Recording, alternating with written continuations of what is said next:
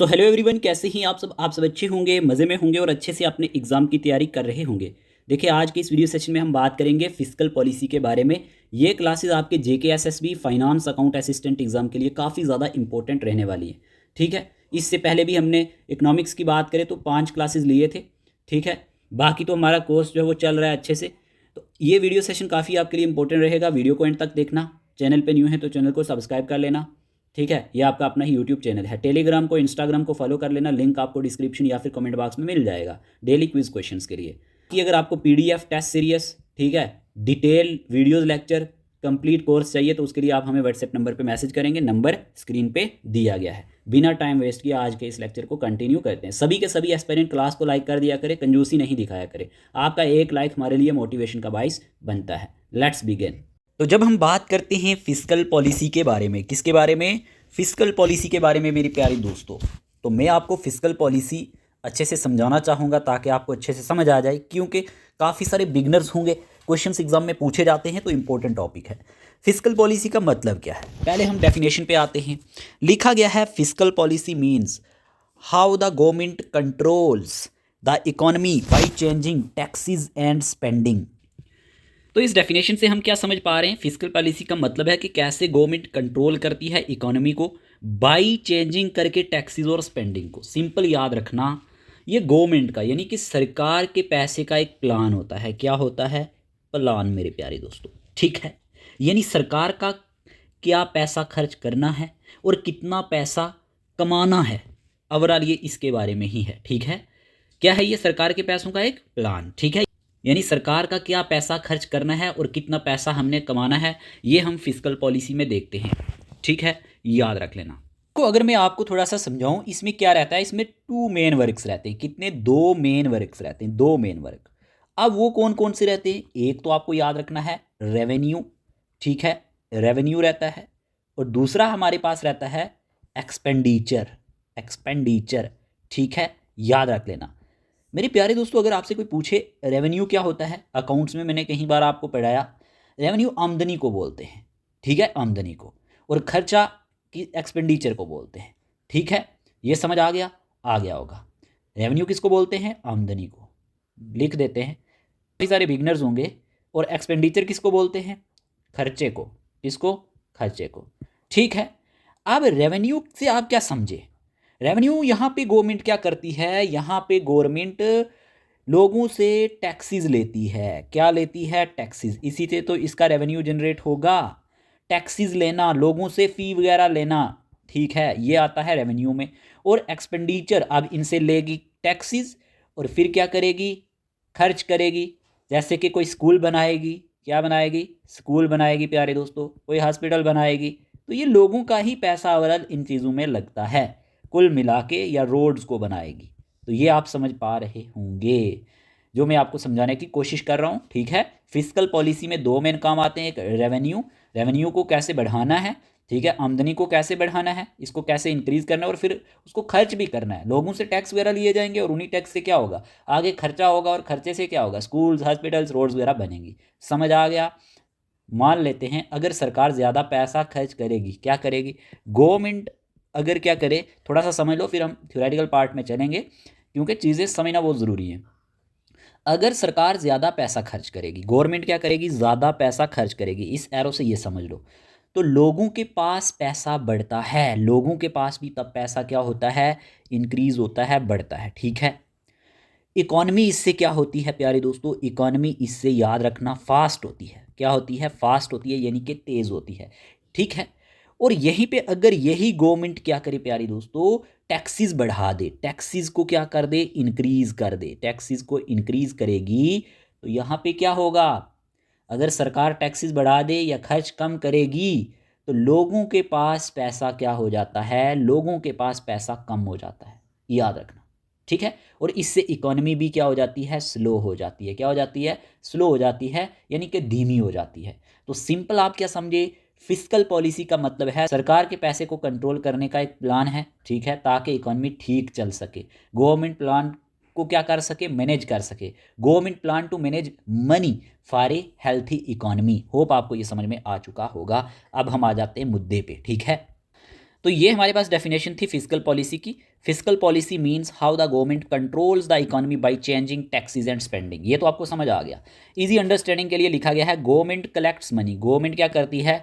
Collect करती है money को from people in the form of tax, लोगों से टैक्स की फॉर्म में, जो मैं अभी आपको समझाने की कोशिश कर रहा था। फिर वही गवर्नमेंट स्पेंड्स करती है इस पैसे को रोड्स पे, स्कूल्स पे, हॉस्पिटल्स पे या फिर जॉब्स पे। समझ गए हो? समझ गए होंगे। अब यहाँ पे क्या लिखा गया है? If people have less money, अगर लोगों के पास लेस मनी होगा, लेस मनी होगा लोगों के पास, लोगों के पास क्या होगा? लेस मनी होगा, एंड बिजनेस क्या हो जाएगा? स्लो हो जाएगा। ठीक है ना? और गवर्नमेंट अगर रिड्यूस करेगी टैक्सेस को, जो मैं अभी आपको समझाने की कोशिश कर रहा था, so people save more money, तो इससे लोग क्या करेंगे? ज़्यादा पैसा सेव करेंगे। गवर्नमेंट इंक्रीज करेगी अगर स्पेंडिंग को, यानी कि क्रिएट करेगी जॉब्स को, तो इससे इकॉनमी क्या हो जाएगी? बेटर हो जाएगी। इकॉनमी क्या हो जाएगी? बेटर हो जाएगी। जो अभी मैं आपको समझाने की कोशिश कर रहा था वो यही चीज़ें यहाँ पे दी गई हैं। देखो ना, यहाँ पे भी आपको ना इस फिगर के थ्रू भी समझ में आ रहा होगा। ठीक है, यहाँ पे आप देख सकते हैं। ठीक है जी। अब देखो सिंपल क्या लिखा गया है। सिंपल यहाँ पे बताया जा रहा है कि physical policy is the government way of managing. ये क्या है? गवर्नमेंट का वे है मैनेजिंग करने का कंट्री की मनी को, कंट्री के मनी को, to keep the economy stable and growing, ताकि इकोनॉमी क्या रहे? स्टेबल रहे और ग्रोइंग रहे। अब आपको फिजिकल पॉलिसी की डेफिनेशन अच्छे से समझ आ चुकी होगी, जो मैं आपको समझाने की कोशिश कर रहा था। ठीक है, चलिए अब फिजिकल पॉलिसी की बात करेंगे। ये डील किसके साथ करती है? अब यहाँ पे लिखा गया है फिजिकल पॉलिसी डील किसके साथ करती है। ठीक है, देख लेते हैं किसके साथ डील करती है। फिजिकल पॉलिसी डील्स विद, सबसे पहला दिया गया है टैक्सेशन। ठीक है प्यारे दोस्तों। दूसरा दिया गया है गवर्नमेंट स्पेंडिंग। ठीक है। तीसरा दिया गया है पब्लिक रेवेन्यू। चौथा दिया गया है पब्लिक एक्सपेंडिचर। और यहाँ पे पाँचवें नंबर पे दिया गया है बजट। एक एक चीज़ को समझते हैं। टैक्सेशन का मतलब क्या हुआ? मैंने आपको बोला गवर्नमेंट क्या करती है? कलेक्ट्स करती है मनी को, किससे? लोगों से एंड बिजनेसेस से। सिंपल से बात है। देखो प्यारे दोस्तों, फिजिकल पॉलिसी की बात करें तो फिजिकल पॉलिसी का मतलब मैंने आपको क्या समझाया? सरकार के पैसे का एक प्लान होता है, यानी लोगों से पैसा लेना और पैसा खर्च करना, ये चीज़ें इसमें आती हैं। इसमें दो मेन चीज़ें बताई। एक तो पब्लिक रेवेन्यू, जो आमदनी होती है, पैसा जो सरकार लोगों और बिजनेसेस से टैक्सेस या फ़ी लेकर कमाती है। एग्जांपल इनकम टैक्स होता है जैसे, ठीक है ना, जीएसटी टैक्स जैसे होता है, जीएसटी टैक्स, ठीक, वो फ़ी ली जाती है हमारे पास पासपोर्ट के लिए, ये इस तरह की फ़ी भी इसमें आती है। तो अब देखो ना, ये जो पैसा है सरकार किससे ले रही है? डायरेक्टली या इनडायरेक्टली लोगों से ले रही है। तो यही फिर बाद में सरकार खर्च भी करती है। तो ये टैक्सेशन के फॉर्म में फिजिकल पॉलिसी डील करती है टैक्सेस के साथ। गवर्नमेंट कलेक्ट करती है मनी लोगों से और बिजनेसेस से, फिर गवर्नमेंट उसी पैसे को स्पेंड भी करती है। ठीक है, पब्लिक एक्सपेंडिचर यानी खर्च करती है। अब मनी कहाँ पे स्पेंड किया जाता है? रोड्स पे किया जाता है, स्कूल्स पे किया जाता है, हॉस्पिटल्स पे किया जाता है, डिफेंस पे किया जाता है, जॉब पे किया जाता है। याद रखना, पैसा जो सरकार schools, hospitals, roads, defence, job में खर्च करती है, ये हमारे पास गवर्नमेंट स्पेंडिंग में आता है। होप आपको ये पॉइंट क्लियर हुआ होगा। ओके, आगे बढ़ते हैं। फिर हमारे सामने दिया गया पब्लिक रेवेन्यू। अरे पब्लिक रेवेन्यू क्या होता है? Public revenue income of the government को कहते हैं। किसको कहते हैं? इनकम ऑफ द गवर्नमेंट को। याद रखना, पब्लिक रेवेन्यू की बात करें तो ये हमारे पास क्या है? ये हमारे पास इनकम ऑफ द गवर्नमेंट है। क्या है? Income of the government. Public revenue की बात करें, ये पैसा है जो सरकार लोगों और बिजनेसेस से कलेक्ट करती है ताकि वो देश के लिए खर्च और कर सके। दो मेन टाइप्स ऑफ इसमें रेवेन्यू रहते हैं। अगर हम बात करते हैं, एक तो टैक्स रेवेन्यू आता है। कौन सा रेवेन्यू? टैक्स रेवेन्यू आता है। ठीक है। और दूसरा इसमें नॉन टैक्स रेवेन्यू आता है। कौन सा? Non tax revenue. ठीक है, यहाँ पे मैं कहीं समझा देता हूँ अलग से स्लाइड पे, यहाँ पे समझते हैं। मैंने क्या कहा? दो main types of public revenue होते हैं। कितने? दो main types, two main types प्यारे दोस्तों, टू मेन टाइप्स। ओके, काफ़ी साथ रखना, नोट करते रहना। टू मेन टाइप्स होते हैं। एक मैंने आपको बोला, पहला बोला टैक्स रेवेन्यू। कौन सा रेवेन्यू? Tax revenue. ठीक है, ओके। टैक्स रेवेन्यू की जब हम बात करते हैं, सरकार लोगों और बिजनेसेस से जो टैक्स लेती है, इसको टैक्स रेवेन्यू कहते हैं। एग्जाम्पल लिख लो यहाँ पे। एग्जाम्पल क्या आएगी? Income tax. कौन सा टैक्स? इनकम टैक्स प्यारे दोस्तों। ठीक है, लोगों की सैलरी पर जो टैक्स लगता है, किस पे? सैलरी पर जो टैक्स लगता है ना, इसको इनकम टैक्स कहते हैं। इसी में जीएसटी, जैसे आपको पता होना चाहिए, GST goods and services tax, ये सामान और सर्विसेज पे लगता है। किस पे लगता है? जो भी आप चीज़ें वगैरह खरीदते हैं या सर्विसेज देते हैं उस पे लगता है। किस पे? याद रखना, गुड्स एंड सर्विसेज पे, गुड्स एंड सर्विसेज पे। ठीक है, इतना आपने याद रखना है। और यहीं पे फिर कस्टम ड्यूटी के बारे में आपने सुना होगा। किसके बारे में? कस्टम ड्यूटी के बारे में, ठीक है। जैसे कि जो टैक्स इंपोर्ट और एक्सपोर्ट पे लगता है, किस पे? इंपोर्ट और एक्सपोर्ट पे। इंपोर्ट एक्सपोर्ट आपको पता होना चाहिए किसको कहा जाता है, जो हम बाहर के देशों से चीज़ें लाते हैं या फिर हमारे कंट्री से बाहर की देशों में चीज़ें जाती हैं, यही इंपोर्ट एक्सपोर्ट कंसेप्ट कहलाता है। तो मैंने क्या बोला? मैंने आपको बोला दो main types of public revenue होते हैं। एक टैक्स रेवेन्यू होता है, ठीक है, जिसमें हमारे पास गवर्नमेंट जो टैक्स लेती है, इनकम टैक्स लेती है जो सैलरी से काटा जाता है, जीएसटी लेती है जो गुड्स एंड सर्विसेज से काटा जाता है, कस्टम ड्यूटी जो इंपोर्ट एक्सपोर्ट पे लगता है। ये बात क्लियर होगी। अब बढ़ते हैं आगे। दूसरा हमारे पास होता है प्यारे दोस्तों नॉन टैक्स रेवेन्यू। कौन सा? Non tax revenue. ओके, ये क्या है प्यारे दोस्तों? आपको याद रखना है, ये पैसा बिना टैक्स लिए आता है ना, ये पैसा बिना टैक्स लिए, ठीक है, विदाउट टैक्स लिए आता है। जैसे एग्जाम्पल के तौर पे ना, आप क्या करते हैं? फ़ी लेते हैं। फ़ी किस पे लेते हैं? पासपोर्ट पे। किस पे? पासपोर्ट पे। या फिर आप ना ड्राइविंग लाइसेंस पे ले लेते हैं। किस पे? ड्राइविंग लाइसेंस पे, ठीक है। या फिर आप फाइन्स करते हैं। क्या करते हैं? फाइन्स। जैसे ट्रैफिक फ़ाइन समझना, ये चीज़ें आपको बहुत काम आएंगी। कोई पेनल्टी हो गई, पेनल्टीज़ पे, ठीक है, समझ आया। तीसरा इंटरेस्ट यानी कि गवर्नमेंट के लोन से जो पैसा आता है, गवर्नमेंट लोन से जो पैसा आता है, इसको हम इंटरेस्ट कहते हैं। तो ये चीज़ आपको समझ में आ गई कि हमारे पास दो main types of public revenue होते हैं, ठीक है, टैक्स रेवेन्यू और दूसरा non tax revenue. Okay, example के तौर पे ना हम एक एग्जाम्पल ले लेते हैं। सोचो सरकार को ना 100 कॉइन्स चाहिए। कितने? 100 कॉइन्स चाहिए। किसको चाहिए? गवर्नमेंट को चाहिए। कितने कॉइन्स चाहिए? 100 कॉइन्स चाहिए। तो 70 कॉइन्स जो होंगे, उसके जो 70 कॉइन्स होंगे ना, ये मान लेना ये लोगों से टैक्सेस के थ्रू आते हैं। किस तरह से? टैक्सेस के थ्रू। तो ये हमारे पास टैक्स रेवेन्यू कहलाएगा, ठीक है। 100 में से आप मान के चल सकते हैं। और 30 कॉइन्स जो होंगे ये हमारे पास लोगों से फी और फाइन से आते हैं, यानी कि नॉन टैक्स रेवेन्यू से आते हैं, नॉन टैक्स रेवेन्यू से। तो दोनों का रोल प्ले होता है प्यारे दोस्तों। पब्लिक रेवेन्यू वो पैसा जो सरकार लोगों और बिजनेसेस से कलेक्ट करती है ताकि देश में स्कूल्स, हॉस्पिटल्स और रोड बनाई जा सकें। होप आपको ये समझ में आया होगा। हम बात कर रहे थे यहाँ पे पब्लिक रेवेन्यू के बारे में, ठीक है। तो ये चीज़ मैंने आपको यहाँ पे समझा दी है, अब आपको भूलनी नहीं चाहिए। आगे बढ़ते हैं। फिर हमारे पास आता है पब्लिक एक्सपेंडिचर। क्या आता है? Public expenditure, expenses of the government. अब ये क्या है? देखो, पब्लिक एक्सपेंडिचर की जब बात करते हैं ना, ये पैसा है जो सरकार लोगों के लिए खर्च करती है, ठीक है। किसके लिए? लोगों के लिए खर्च करती है। याद रखना, ये पैसा जो है सरकार लोगों के लिए खर्च करती है। तो टाइप्स ऑफ पब्लिक एक्सपेंडिचर में हमारे पास क्या आ जाता है, ये भी अलग से समझा देता हूँ, ठीक है, अलग पेज पे समझा देता हूँ। जैसे समझने की कोशिश करना। मैंने आपको क्या बोला? पब्लिक एक्सपेंडिचर के बारे में मैंने आपसे कहा कि जो पब्लिक एक्सपेंडिचर है प्यारे दोस्तों, पब्लिक एक्सपेंडिचर काफ़ी साथ रखना। अगर आप चाहते हैं आपको ये जो पोर्शन है, ये सेक्शन इकॉनमी वाली अच्छे से समझ आए, तो काफ़ी पास रखना। Revenue expenditure, types of public expenditure में क्या आता है? तो इसमें एक होता है हमारे पास रेवेन्यू एक्सपेंडिचर। एक क्या होता है? रेवेन्यू एक्सपेंडिचर, याद रख लेना, ठीक है।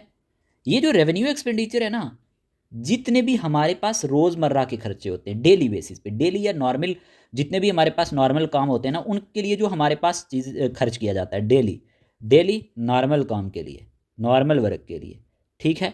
एग्जाम्पल टीचर और डॉक्टर की सैलरी जैसे हो गई, टीचर एंड डॉक्टर की सैलरी एग्जाम्पल मान लो, समझ रहे हो ना।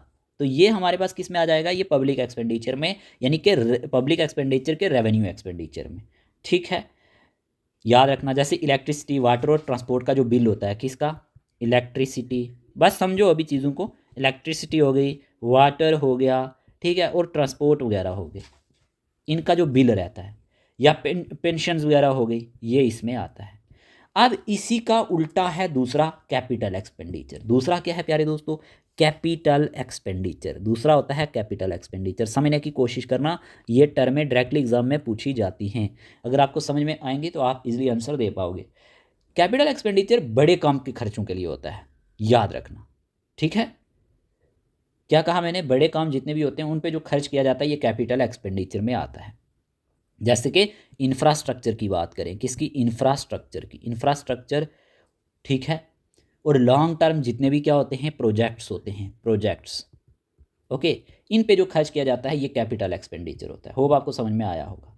एग्जाम्पल हमारे पास पूछ सकता है ना, कैपिटल एक्सपेंडिचर के एग्जाम्पल क्या है, रोड्स है ना, यहाँ पे ब्रिजेस, ठीक है, यहीं पे स्कूल्स, ठीक है, हॉस्पिटल्स को बनाना, तो ये सारी इसमें एग्जांपल्स आती है। जैसे न्यू ट्रेन्स हो गई, एयरपोर्ट्स हो गए, ठीक है ना, तो यहाँ पे आप क्या समझ पा रहे हैं, पावर प्लांट हो गए, यहाँ पे आप समझ पा रहे हैं कि इंफ्रास्ट्रक्चर और लॉन्ग टर्म प्रोजेक्ट के लिए जो खर्च किया जाता है ये कैपिटल एक्सपेंडिचर में आता है। सो एक और एग्जांपल ले लेते हैं। एग्जांपल क्या प्यारे दोस्तों, एग्जांपल ये है, सोचो सरकार के पास कितने कॉइन हैं, 100 कॉइन की ही एग्जांपल लेते हैं, 100 कॉइन्स हैं प्यारे दोस्तों, 100।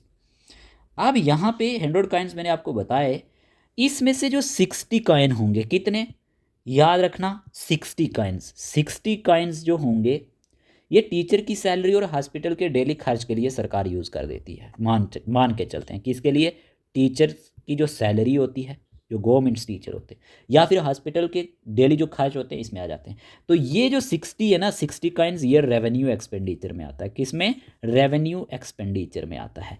और याद रखो इसमें पीछे 40 कॉइन्स बच गए ना, वो 40 कॉइन्स प्यारे दोस्तों ये मान लो न्यू स्कूल्स, ठीक है, न्यू स्कूल्स और रोड वगैरह बनाने के लिए, रोड्स वगैरह बनाने में यूज़ हो जाते हैं। यानी कि ये हमारे पास किस में आ जाएगा, फिर कैपिटल एक्सपेंडिचर में आ जाएगा। समझ आया। पब्लिक एक्सपेंडिचर वो पैसा जो सरकार देश और लोगों के लिए खर्च करती है, जैसे स्कूल्स, हॉस्पिटल्स, रोड्स और सैलरीज के लिए। होप आपको एक एक पॉइंट यहाँ पे क्लियर हो चुका होगा। आगे बढ़ते हैं।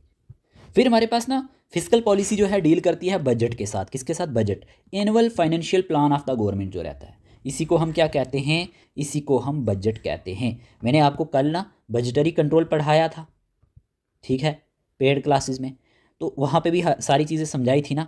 तो बजट क्या है, annual financial plan of the government होता है, ठीक है, ये चीज़ आपको याद रखनी है।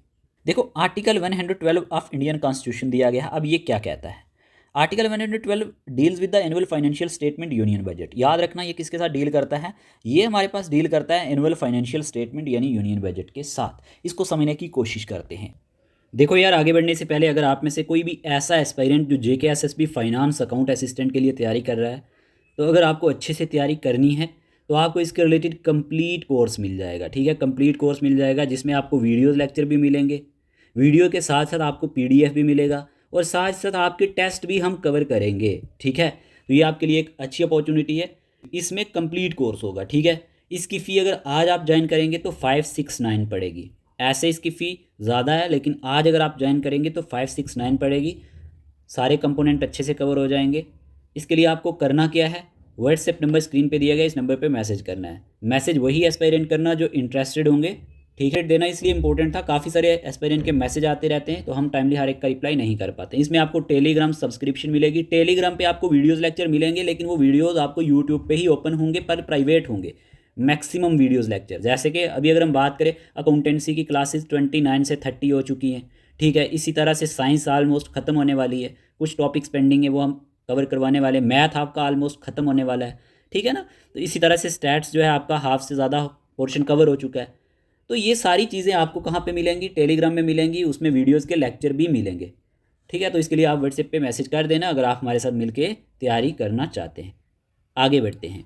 देखो जब हम बात करते हैं ना आर्टिकल 112 के बारे में, किसके बारे में, आर्टिकल 112 के बारे में, प्यारे दोस्तों आपको क्या याद रखना है, एक एक पॉइंट नोट करो, एग्जामिनर कुछ भी पूछ सकता है। Article 112 of the Indian constitution कहता है कि हर साल सरकार को एनुअल फाइनेंशियल स्टेटमेंट, क्या, annual financial statement, annual financial statement, हर साल सरकार को एनुअल फाइनेंशियल स्टेटमेंट पार्लियामेंट में पेश करना ज़रूरी है, दिखाना ज़रूरी है। फाइनेंशियल ईयर आपको पता है कब स्टार्ट होता है, फाइनेंशियल ईयर कब स्टार्ट होता है, फाइनेंशियल ईयर स्टार्ट होता है 1 अप्रैल से, याद रख लेना 31 मार्च तक। हो सकता है यही क्वेश्चन आपको पूछा जाए, ठीक है, ये आप नोट करोगे। फिर ये स्टेटमेंट बताता है कि सरकार कितना पैसा कमाने वाली है। जो सरकार पैसा कमाएगी ना, जो कमाएगी उनको क्या कहते हैं, रिसिप्ट्स या फिर रेवेन्यू। क्या कहते हैं, रिसिप्ट्स या फिर आप याद रख लेना रेवेन्यू, इस फॉर्म में। और सरकार कितना पैसा खर्च करेगी, जो खर्च करेगी ना वो हमारे पास क्या कहलाएगा, वो एक्सपेंडिचर कहलाएगा। क्या कहलाएगा, एक्सपेंडिचर। ये इसके अकॉर्डिंग दिया गया है।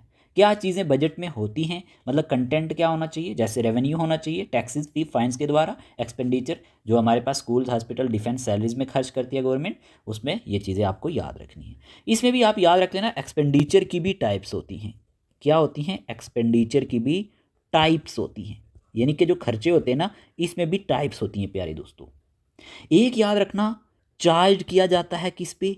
एक चार्ज किया जाता है on consolidated fund, consolidated fund पे। किस पे? कंसोलिडेटेड फंड पे।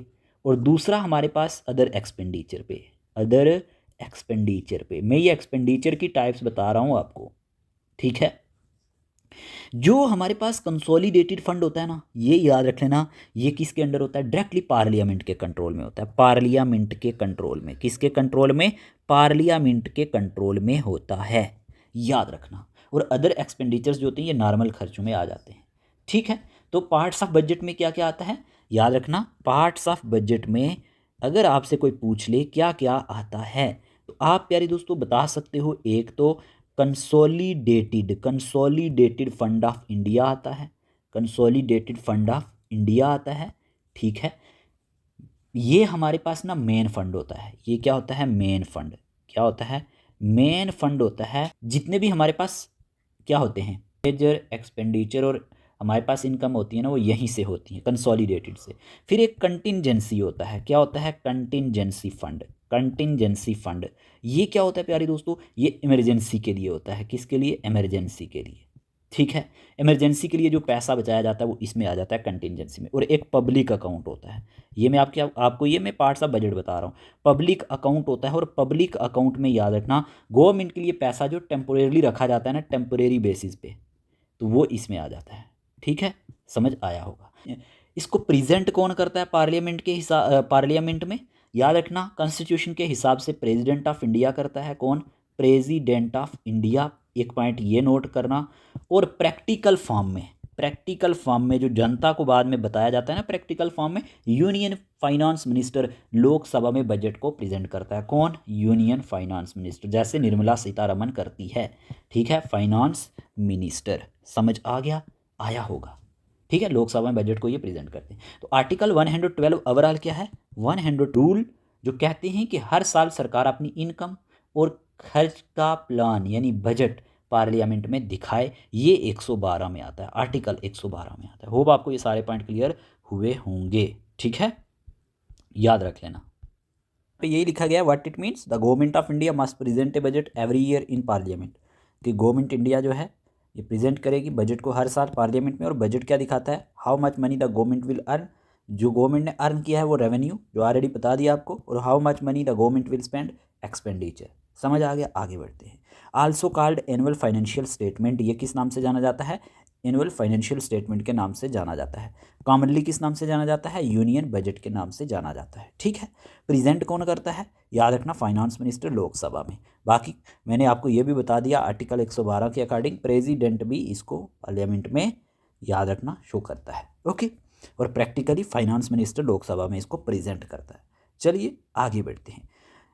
सिंपल लाइन लिखी गई है, article 112 provides for the presentation of annual financial statement union budget before parliament. Hope आपको ये समझ में आ चुका होगा। Article 112 talks about the annual financial statement union budget every year president India. President presents करता है बजट को before both houses of parliament. ये चीज़ आप याद रखोगे। ये चीज़ें मैंने आपको समझा दी हैं ओवरऑल। और बजट दिखाता है क्या दिखाता है? गवर्नमेंट इनकम को एंड स्पेंडिंग को, ठीक है। ये पॉइंट आप नोट करोगे, गवर्नमेंट की इनकम को, रेवेन्यू को और एक्सपेंडिचर को दिखाता है। और क्लियरली सेपरेट करता है, किसको सेपरेट करता है? Money charge on the consolidated fund of India and other expenses. इसीलिए तो मैंने आपको कंसोलिडेटेड फंड भी समझा दिया कि जो मनी चार्ज होता है कंसोलिडेटेड फंड ऑफ इंडिया पे और दूसरे एक्सपेंसेस पे, रेवेन्यू एक्सपेंडिचर्स पे एंड कैपिटल एक्सपेंडिचर पे। सारी टर्में मैंने आपको समझा दी हैं। रेवेन्यू एक्सपेंडिचर क्या है, कैपिटल एक्सपेंडिचर क्या है, कंसोलिडेटेड फंड क्या है, तो ये चीज़ें आप याद रखोगे। यहाँ तक आपको एक एक पॉइंट अच्छे से क्लियर हुआ होगा। आगे बढ़ते हैं। फिर हमारे सामने दिया गया है receipts and expenditure in fiscal policy, कि हमारे पास रिसिप्ट्स और एक्सपेंडिचर क्या है फिस्कल पॉलिसी में, ठीक है। जब हम रिसिप्ट्स की बात करते हैं तो आपको क्या याद रखना है? Receipts are the money received by the government. Receipts क्या है? ये ऐसा मनी है जो रिसीव्ड किया जाता है गवर्नमेंट के द्वारा। रिसिप्ट का मतलब है सरकार के पास आने वाला पैसा, ठीक है, याद रख लेना, इंपॉर्टेंट है। और रिसिप्ट दो तरह के होते हैं, 2 टाइप्स ऑफ रिसिप्ट्स होते हैं, ठीक है। एक हमारे पास होता है रेवेन्यू रिसिप्ट और दूसरा होता है हमारे पास कैपिटल रिसिप्ट, ठीक है। रेवेन्यू रिसिप्ट क्या होता है? जो वापस नहीं देना होता, ठीक है, नो रीपेमेंट रिक्वायर्ड, जिसमें कोई भी रीपेमेंट रिक्वायर्ड नहीं होती। ये वो पैसे हैं जो सरकार को मिलते हैं और ये कभी वापस नहीं करने पड़ते। एग्जाम्पल टैक्सेस, जैसे कि हमारे पास टैक्सेस हो गए जिसमें इनकम टैक्स, जीएसटी टैक्स, जैसे कि फ़ी और फाइन्स, ठीक है। इंटरेस्ट रिसीव्ड, ठीक है, ये पॉइंट आप नोट करोगे। These do not create any liability for the government. मतलब क्या हुआ, इंपॉर्टेंट है ये पॉइंट, याद रख लेना। इसका मतलब ये हुआ प्यारी दोस्तों कि ये लाइबिलिटी यानी कि कर्ज जो होता है ना, इसको क्रिएट नहीं करता। तो आपने क्या समझा? आपने समझा रेवेन्यू रिसिप्ट क्या होता है? जो वापस नहीं देना होता, ये वो पैसे हैं जो सरकार को मिलते हैं और ये कभी वापस नहीं करने पड़ते। इसमें मैंने आपको एग्जांपल्स भी बता दी और इससे लाइबिलिटी क्रिएट नहीं होती, मतलब कि कर्ज इससे क्रिएट नहीं होता। फिर आता है कैपिटल रिसिप्ट। अब कैपिटल रिसिप्ट्स में क्या होता है? कैपिटल रिसिप्ट्स रीपेमेंट इसमें रिक्वायर्ड होती है। याद रखना, इस पर क्वेश्चन बनता है। जो वापस देना पड़ता है ये वो पैसा है, याद रखना, ये वो पैसे हैं, मान लेना, जो कर्ज या एसेट्स बेचकर आते हैं, ठीक है।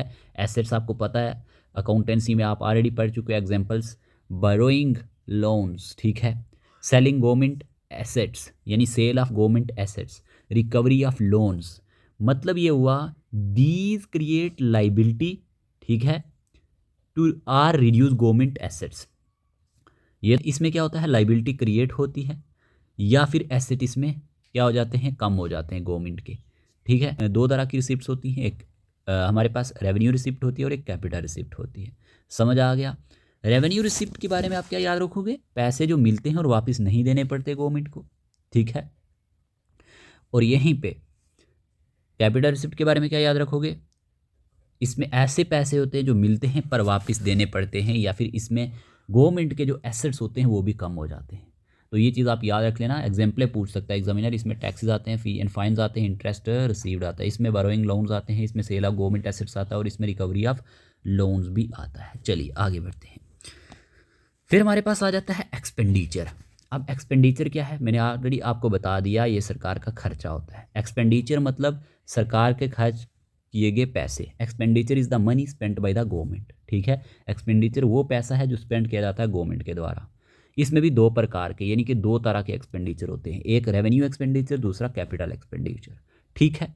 रेवेन्यू एक्सपेंडिचर रोज़ के खर्चे होते हैं, डेली डेली, याद रखना, एक्सपेंडिचर में आ जाता है डेली एक्सपेंडिचर, ठीक है। जो रोज़मर्रा के खर्चे होते हैं वो इसमें आ जाते हैं। क्या याद रखना है? ये वो खर्चे हैं जो डे टू डे काम के लिए होते हैं और इसमें एसेट कोई भी नहीं क्रिएट होते, एसेट नहीं बनते। एग्जांपल जैसे कि आप ये समझ लो, एम्प्लॉयज़ की सैलरी होती है ना, ठीक है, कोई एम्प्लॉय है तो उसकी सैलरी, परफेक्ट एग्जांपल है। सब्सिडीज़ हो गया, ठीक है, सब्सिडीज़ हो गया, पेंशन हो गया, इंटरेस्ट पेमेंट हो गया। यहाँ पे भी लिखा गया है salaries of government employ, subsidies, pension payments, interest payments, these do not create assets, ठीक है, इससे एसेट्स क्रिएट नहीं होते। एग्जाम्पल याद रख लेना, इंपॉर्टेंट है, पूछा जाता है। तो आपको समझ में आया रेवेन्यू एक्सपेंडिचर क्या होता है? रेवेन्यू एक्सपेंडिचर ये वो खर्चा है जो डे टू डे काम के लिए होता है, डे टू डे काम के लिए, और इससे कोई भी एसेट क्रिएट नहीं होते। फिर हमारे पास आता है कैपिटल एक्सपेंडिचर। कैपिटल एक्सपेंडिचर ना बड़े प्रोजेक्ट पे जो भी खर्चे किए जाते हैं, याद रख लेना, ठीक है। ये वो खर्चा है जो एसेट्स बनाता है, इससे एसेट्स बनते हैं, या फिर हमारे पास इसमें एक चीज़ ये रहती है, लाइबिलिटीज़ जो होती हैं वो कम होती हैं, ठीक है। ये चीज़ आपको याद रखना है। एग्जाम्पल ना, construction of road and bridges, ये किस में आएगा? कैपिटल एक्सपेंडिचर में। Purchase of machinery and equipment, ये किस में आएगा? इक्विपमेंट को खरीदना, ये हमारे पास इसमें आएगा। Loans given by the government, जो लोन्स दिए जाते हैं गवर्नमेंट के द्वारा, तो ये क्रिएट करते हैं एसेट्स को, रिड्यूस करते हैं लाइबिलिटीज़ को, ठीक है, याद रख लेना। इससे क्या होता है? एसेट्स क्रिएट होते हैं, लाइबिलिटी कम होती है। रेवेन्यू एक्सपेंडिचर के बारे में इन शॉर्ट आप क्या याद रखोगे? रेवेन्यू एक्सपेंडिचर हमारे पास प्यारी दोस्तों क्या है? रेवेन्यू एक्सपेंडिचर डेली के खर्चे, ठीक है, डेली एक्सपेंडिचर से, और इसमें एसेट्स क्रिएट नहीं होते। और जो हमारे पास कैपिटल एक्सपेंडिचर है, कैपिटल एक्सपेंडिचर क्या है? सिंपली मैंने आपको बताया, ये हमारे पास बड़े खर्चों के लिए होते हैं, ठीक है। एसेट इसमें बनता है, या लाइबिलिटी जो होती है, जो उधार होता है वो कम होता है, ठीक है, रिड्यूस होती हैं लाइबिलिटीज़। तो ओवरऑल कंक्लूजन क्या निकला, फिस्कल पॉलिसी मैनेज करती है गवर्नमेंट रिसिप्ट्स को भी, ठीक है, क्या करती है याद रख लेना, मैनेज करती है गवर्नमेंट की रिसिप्ट्स को एंड एक्सपेंडिचर को टू कंट्रोल करने के लिए इन्फ्लेशन, ठीक है, अनएम्प्लॉयमेंट और इकोनॉमिक ग्रोथ। फिस्कल पॉलिसी का मतलब है सरकार का प्लान के कैसे रिसिप्ट्स और एक्सपेंडिचर को मैनेज करना है, ठीक है, मैनेज करती है। इसमें क्या fiscal policy mean government receipts and expenditure to control करने के लिए किसको कंट्रोल करना है, इन्फ्लेशन को कंट्रोल करना है, अनएम्प्लॉयमेंट को कम करना है और इकोनॉमी को ग्रो करना है, ठीक है। सरकार अपने पैसों को मैनेज करके इकोनॉमी को हेल्थी रखती है। तो ये चीज़ आपको समझ में आई होगी। तो यहाँ पे हमने क्या देख लिया, रिसिप्ट एंड एक्सपेंडिचर क्या चीज़ है फिस्कल पॉलिसी में। अगर क्वेश्चन बनेगा, एग्जाम्पल भी पूछ ले एग्जामिनर, तो आप बता सकते हैं। मैंने आपको एक एक चीज़ बता दी है जो एग्ज़ाम ओरिएंटेड है। आगे बढ़ते हैं। फिर यहीं पे हमारे सामने दिया गया है कैपिटल रिसिप्ट्स। कैपिटल रिसिप्ट्स क्या होती हैं, ठीक है, समझने की कोशिश करते हैं। हर एक पॉइंट ना एग्जाम के लिए इंपॉर्टेंट है। Capital receipts are those government receipts, ये ऐसी गवर्नमेंट रिसिप्ट्स होती हैं which either create liability debt or reduce government assets. Capital receipt का मतलब सरकार के वो पैसे जो या तो लाइबिलिटी क्रिएट करते हैं यानी कर्ज बन जाते हैं, या फिर एसेट कम कर देते हैं यानी खुद बेच दिया या पैसा वापस लिया। तो इसमें क्या होता है ना, लाइबिलिटी क्रिएट हो सकती है या फिर एसेट कम हो सकते हैं, ये कैपिटल रिसिप्ट में आता है। मेन सोर्सेज इसमें जो रहते हैं ना, याद रखना, एग्जामिनर पूछ सकता है मेन सोर्सेज क्या रहते हैं कैपिटल रिसिप्ट के।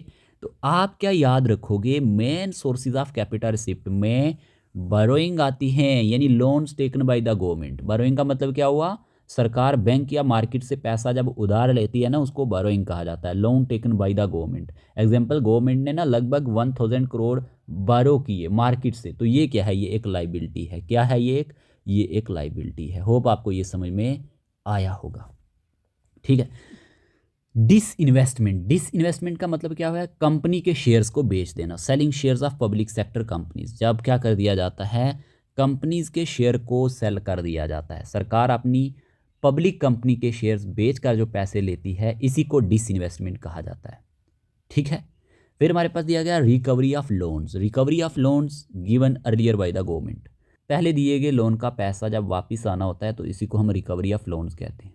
एग्जाम्पल, गवर्नमेंट ने लगभग 200 करोड़ वापस लिया स्कूल या स्टेट गवर्नमेंट से, तो ये रिकवरी लोन में आता है। तो मेन सोर्सेज जो कैपिटल रिसिप्ट के रहते हैं ना, वो तो या तो बोरोइंग रहता है यानी loans taken by the government, या फिर डिसइन्वेस्टमेंट रहता है, या रिकवरी ऑफ लोन रहता है, या फिर हमारे पास small saving and provident funds आते हैं। Small saving and provident fund मतलब लोगों से छोटा सेविंग या पीएफ का पैसा कलेक्ट करना, ठीक है। प्रोविडेंट फंड का पैसा जो कलेक्ट करना होता है, ये भी इसी में आता है। इंपॉर्टेंट पॉइंट ये याद रखने हैं कि capital receipts are non recurring in natures होती हैं, वेरी इंपॉर्टेंट। ये क्या होती है, नॉन रिकरिंग, मतलब ये रोज़ रोज़ नहीं होती। कैपिटल रिसिप्ट का मतलब क्या है, ये क्या है, नॉन रिकरिंग इन नेचर होती है, ये रोज़ रोज़ नहीं होती। They affect the government balance sheet, ये गवर्नमेंट की बैलेंस शीट को इफेक्ट करते हैं, ठीक है। कैपिटल रिसिप्ट मतलब सरकार ने पैसा उधार लिया या कुछ बेच दिया हो, तो ये इस तरह से आप जान सकते हो, ठीक है। तो capital receipts are those government receipts, ये वो गवर्नमेंट रिसिप्ट्स होती हैं जो आइदर क्रिएट करती हैं लाइबिलिटी को यानी डेट को, या रिड्यूस करती हैं गवर्नमेंट के एसेट को। यहाँ तक पॉइंट क्लियर हुआ होगा। ये टर्में बहुत बार एग्जाम में पूछी जाती हैं।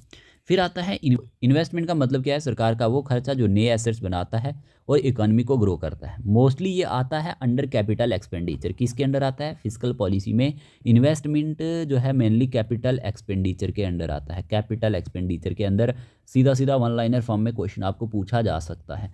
तो इसमें एग्जाम्पल्स जैसे building roads, bridges and dams, railways, hospitals and schools, infrastructure development, ये चीज़ें आ जाती हैं।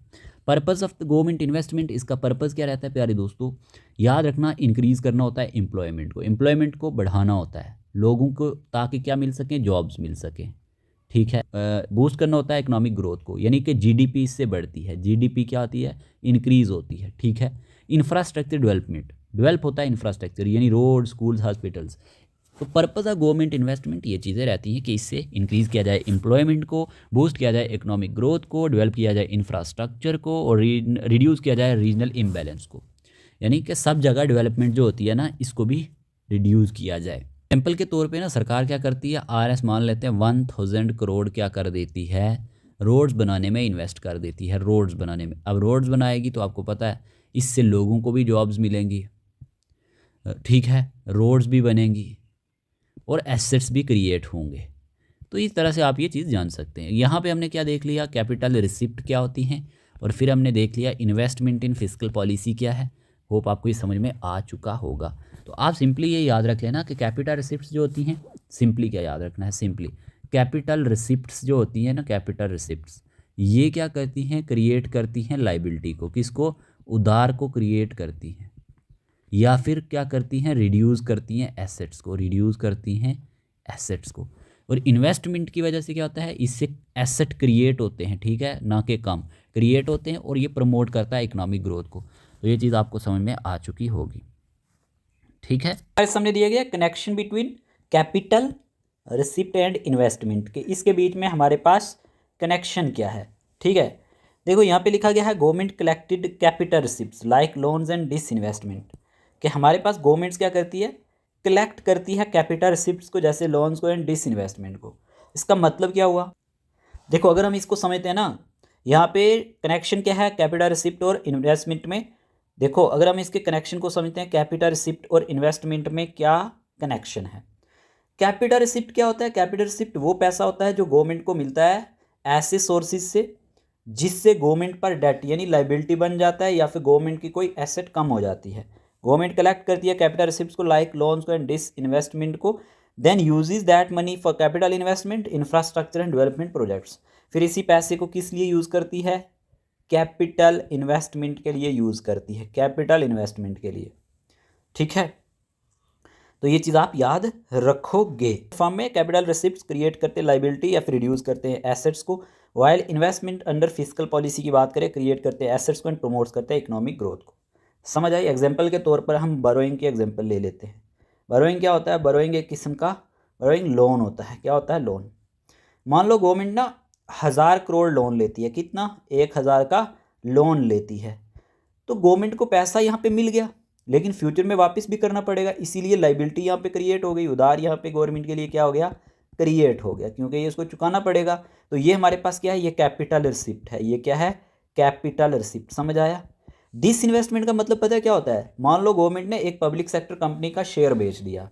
क्या बेच दिया, शेयर बेच दिया, सेल कर दिया। गवर्नमेंट को पैसा मिल गया ना, लेकिन कंपनी का ओनरशिप कम हो गया यहाँ पे, यानी गवर्नमेंट की एसेट यहाँ पे क्या हो गई है, एसेट रिड्यूस हो गया है। एसेट क्या हो गया है, रिड्यूस हो गया है। ये भी कैपिटल रिसिप्ट है एक किस्म का। क्या है, कैपिटल रिसिप्ट है। तो होप आपको ये समझ में आया होगा। गवर्नमेंट इस पैसे का क्या करती है, अब गवर्नमेंट को जो पैसा कैपिटल रिसिप्ट से कलेक्ट करती है ना, उसको डेवलपमेंट वर्क्स में इन्वेस्ट करती है। इसको कहते हैं कैपिटल इन्वेस्टमेंट या फिर कैपिटल एक्सपेंडिचर। मान लेते हैं गवर्नमेंट ने लोन ले लिया 1000 करोड़ का, ठीक है। फिर उस पैसे से क्या बनाया, हाईवे बना दी, ब्रिज बना दिए, रेल लाइन बना दी, ठीक है ना, कोई रेलवे लाइन, हॉस्पिटल बना दिया, कोई डैम बना दिया, यानी न्यू एसेट्स तो इससे क्रिएट हो गए ना। तो ये चीज़ आप समझ में आपको आ रही हो। तो गवर्नमेंट ने पैसा कलेक्ट करती है तो कैपिटल रिसिप्ट में आता है, उस पैसे को डेवलपमेंट में लगाती है तो कैपिटल इन्वेस्टमेंट में आता है। तो ये चीज़ आप याद रखोगे। हमने यहाँ पे कनेक्शन देखा कि कैपिटल रिसिप्ट और इन्वेस्टमेंट में एक्चुअल में क्या यहाँ पे इन दोनों में कनेक्शन है। होप आपको समझ में आ चुका होगा कि दोनों में डिफरेंस क्या। मैंने आपको क्या समझाया कि अगर गवर्नमेंट पैसा कलेक्ट करे, गवर्नमेंट जब पैसा कलेक्ट करती है तो वो कैपिटल रिसिप्ट में आता है। किस में आता है, कैपिटल रिसिप्ट में आता है, ठीक है। और अगर उसी पैसे को डेवलपमेंट में लगाए तो वो हमारे पास कैपिटल इन्वेस्टमेंट में आता है। किसमें, कैपिटल इन्वेस्टमेंट में। कैपिटल रिसिप्ट्स क्रिएट करते हैं लाइबिलिटी को और एसेट्स को भी रिड्यूस करते हैं, और investment under fiscal policy asset को क्रिएट करती है और इकोनॉमिक ग्रोथ को प्रमोट करती है। होप आपको ये चीज़ें समझ में आ चुकी होंगी, ठीक है। यहाँ तक बात क्लियर हो गई, आगे बढ़ते हैं। सबसे इंपॉर्टेंट चीज़ तो ये रहने वाली है important terms in fiscal policy. कौन सी ऐसी इंपॉर्टेंट टर्म्स हैं जिनका यूज़ फिस्कल पॉलिसी में हमारे पास देखने को मिलता है। सबसे पहली बात, रेवेन्यू डेफिसिट आपसे पूछा जा सकता है कि रेवेन्यू डेफिसिट क्या होता है, ठीक है। देखो यहाँ पे क्या लिखा गया है, व्हेन रेवेन्यू एक्सपेंडिचर, जब रेवेन्यू एक्सपेंडिचर क्या हो, ज़्यादा हो। इसका मतलब क्या है, ग्रेटर देन रेवेन्यू रेसिप्ट। जब रेवेन्यू रिसिप्ट से रेवेन्यू एक्सपेंडिचर ज़्यादा हो तो तब ये हमारे पास रेवेन्यू डेफिसिट में आएगा। फार्मूला क्या कहता है, revenue deficit equal to revenue expenditure minus revenue receipt, ठीक है। आप क्या करते हो, रेवेन्यू एक्सपेंडिचर से रेवेन्यू रिसिप्ट को माइनस करते हो। देखो जब रेवेन्यू एक्सपेंडिचर ज़्यादा हो जाए रेवेन्यू रिसिप्ट से सिंपल वर्ड्स में हम समझते हैं गवर्नमेंट के डेली खर्चे, गवर्नमेंट के डेली खर्चे। प्यारे दोस्तों क्या बोल रहा हूँ मैं, डेली खर्चे इनकम से ज़्यादा हो जाए, इनकम से ज़्यादा हो जाए तो यही हमारे पास रेवेन्यू डेफिसिट कहलाता है। मान लो रेवेन्यू रिसिप्ट हमारे पास कितनी है, ₹100, और हमारे पास रेवेन्यू एक्सपेंडिचर कितना है, रेवेन्यू एक्सपेंडिचर है हमारे पास ₹150। तो मुझे बताओ 150 से जब आपने 100 माइनस किया तो पीछे क्या बचा, 50 रेवेन्यू डेफिसिट। ठीक है ना, डेफिसिट का मतलब क्या होता है, डेफिसिट का मतलब होता है कमी। ठीक है, तो मतलब गवर्नमेंट डेली एक्सपेंसेस भी प्रॉपर्ली कवर नहीं कर पा रही इस सिचुएशन में, तो ये हमारे पास रेवेन्यू डेफिसिट होता है। याद रखना यहीं से क्वेश्चन बनते हैं फिस्कल पॉलिसी में, प्रीवियस ईयर क्वेश्चन पेपर उठा लेना, देख लेना। फिर हमारे पास रेवेन्यू सरप्लस क्या होता है, ये टर्म इंपॉर्टेंट है, यहीं से क्वेश्चन एग्जाम में आते हैं। रेवेन्यू सरप्लस होता है जब रेवेन्यू रिसिप्ट रेवेन्यू एक्सपेंडिचर से ज़्यादा हो जाए। सिंपल लैंग्वेज में समझा रहा हूँ, जब रेवेन्यू रिसिप्ट रेवेन्यू एक्सपेंडिचर से ज़्यादा हो जाएं। सिंपल सी बात है, क्या हो, जब गवर्नमेंट की, क्या कहा मैंने, जब गवर्नमेंट की इनकम, जब गवर्नमेंट की इनकम क्या हो जाए, डेली खर्चे से, जो डेली के खर्चे हैं ना, इनसे ज़्यादा हो जाए। ठीक है, तो ये हमारे पास क्या कहलाएगा, ये हमारे पास रेवेन्यू सरप्लस कहलाएगा। मान लो एग्जाम्पल के तौर पर रिसिप्ट हमारे पास कितनी है, ₹200 की। ठीक है, और एक्सपेंडिचर कितना है, एक्सपेंडिचर ₹150 है। तो जब आप क्या करोगे, 200 में से 150 को माइनस करोगे, पीछे क्या बचेगा, ₹50 रेवेन्यू सरप्लस। क्या बचेगा, रेवेन्यू सरप्लस, मतलब गवर्नमेंट के पास एक्स्ट्रा मनी यहाँ पे बच गया। क्या बच गया, एक्स्ट्रा मनी। बात क्लियर हो गई ना, हो गई होगी। होप आपको ये चीज़ें समझ में आ चुकी होंगी। तो यहाँ पे क्या formula, revenue surplus equal to revenue receipt minus revenue expenditure. याद रख लेना, रेवेन्यू रिसिप्ट से जब आप माइनस क्या करते हो, रेवेन्यू एक्सपेंडिचर को करते हो, तो ये हमारे पास रेवेन्यू सरप्लस में आता है। होप आपको यहाँ तक बातें क्लियर हो चुकी होंगी। एग्ज़ाम में ये टर्में पूछी जाती हैं, इसीलिए मैं आपको समझाने की कोशिश कर रहा हूँ। तो ये आप दिमाग में बिठा लेना, ऐसे नौकरी नहीं मिलती। ठीक है, जब तक आप एफर्ट्स नहीं लगाएंगे तब तक कुछ नहीं होने वाला। फिर हमारे पास दिया गया है रेवेन्यू बैलेंस। ठीक है, अब रेवेन्यू बैलेंस क्या होता है, देखो हमारे पास लिखा गया है डिफरेंस बिटवीन, क्या लिखा गया है, difference between revenue receipt and revenue expenditure. जब हमारे पास रेवेन्यू रिसिप्ट और रेवेन्यू एक्सपेंडिचर में डिफरेंस देखने को मिले तो ये हमारे पास रेवेन्यू बैलेंस आता है। फार्मूला क्या कहता है, revenue balance equal to revenue receipt minus revenue expenditure. Positive होगा तो सरप्लस, मतलब अगर ये रेवेन्यू बैलेंस पॉजिटिव होगा तो इसका मतलब सरप्लस देखने को मिलेगा, और नेगेटिव होगा तो यानी कि हमारे पास कमी देखने को मिलेगी। सिंपल क्या हुआ, रेवेन्यू बैलेंस का मतलब है रेवेन्यू रिसिप्ट और रेवेन्यू एक्सपेंडिचर का डिफरेंस। क्या कहा मैंने, रेवेन्यू रिसिप्ट और रेवेन्यू एक्सपेंडिचर का डिफरेंस। ठीक है, फार्मूला आपको बता दिया, revenue receipt minus revenue expenditure. Positive होगा अगर ये तो हमारे पास सरप्लस देखने को मिलेगा। ठीक है, यानी कि इजाफा होगा, और नेगेटिव देखने को मिलेगा तो यानी कि हमारे पास डेफिसिट देखने को मिलेगा। मतलब ये बस डिफरेंस बताता है रेवेन्यू बैलेंस। ठीक है, फिर हमारे सामने दिया गया है कैपिटल डेफिसिट। ठीक है ना, कैपिटल डेफिसिट क्या होता है, देखो when capital expenditure greater than capital receipt. देखो कंफ्यूज नहीं होना है, जब कैपिटल एक्सपेंडिचर क्या हो जाए, ज़्यादा हो जाए कैपिटल रिसिप्ट से। क्या चीज़, एक्सपेंडिचर, मतलब गवर्नमेंट डेवलपमेंट प्रोजेक्ट्स पर ज़्यादा पैसा खर्च कर रही है अगर, तो जितना उसको कैपिटल सोर्स से मिला वो सारा उसने खर्च कर दिया डेवलपमेंट प्रोजेक्ट पर। ठीक है, तो एग्जांपल के तौर पर हम मान लेते हैं ताकि आपको अच्छे से समझ आ जाए। जैसे कैपिटल रिसिप्ट्स की बात करें तो ये हमारे पास कितनी है, ₹200। कैपिटल एक्सपेंडिचर की बात करें, कैपिटल एक्सपेंडिचर की बात करें तो ये हमारे पास है ₹300, है ना। तो जब आप 300 में से 200 माइनस करोगे, पीछे क्या बचेगा, ₹100 कैपिटल डेफिसिट बच जाएगा, कैपिटल डेफिसिट बच जाएगा। वही तो फार्मूला भी दिया गया, कैपिटल डेफिसिट अगर आपसे पूछा जाए किसके बराबर होता है, capital expenditure minus capital receipt के बराबर होता है। याद रख लेना, ये फार्मूलाज भी कई बार पूछे जाते हैं। ठीक है, गवर्नमेंट डेवलपमेंट प्रोजेक्ट पर मैंने कहा जब ज़्यादा पैसा खर्च कर रही है तो जितना उसको कैपिटल सोर्स से मिला तो उससे क्या होगा, कैपिटल डेफिसिट देखने को मिलेगा। ठीक है, फिर हमारे पास दिया गया capital surplus, when capital receipts, जब कैपिटल रिसिप्ट्स ज़्यादा हो जाए कैपिटल एक्सपेंडिचर से, ठीक है, मतलब गवर्नमेंट को कैपिटल सोर्सेज से ज़्यादा पैसा मिला और खर्च कम हुआ उसको। मैंने क्या बोला यहाँ पे कि गवर्नमेंट है, गवर्नमेंट को कैपिटल सोर्सेज से, किससे, कैपिटल सोर्सेज से ज़्यादा पैसा मिला और खर्च कम हुआ, तब ये कंडीशन क्रिएट होती है। मान लो हम यहाँ पे एग्जांपल के थ्रू समझ लेते हैं, रिसिप्ट से लगभग ₹400 की और एक्सपेंडिचर खर्चा है यहाँ पे ₹300 का, तो 400 में से जब आपने 300 माइनस किया तो ये हमारे पास ₹100 क्या हो गया, कैपिटल सरप्लस। क्या हो गया, कैपिटल सरप्लस, ठीक है, मतलब कैपिटल में इजाफा देखने को मिला है यहाँ पे, समझ रहे हो?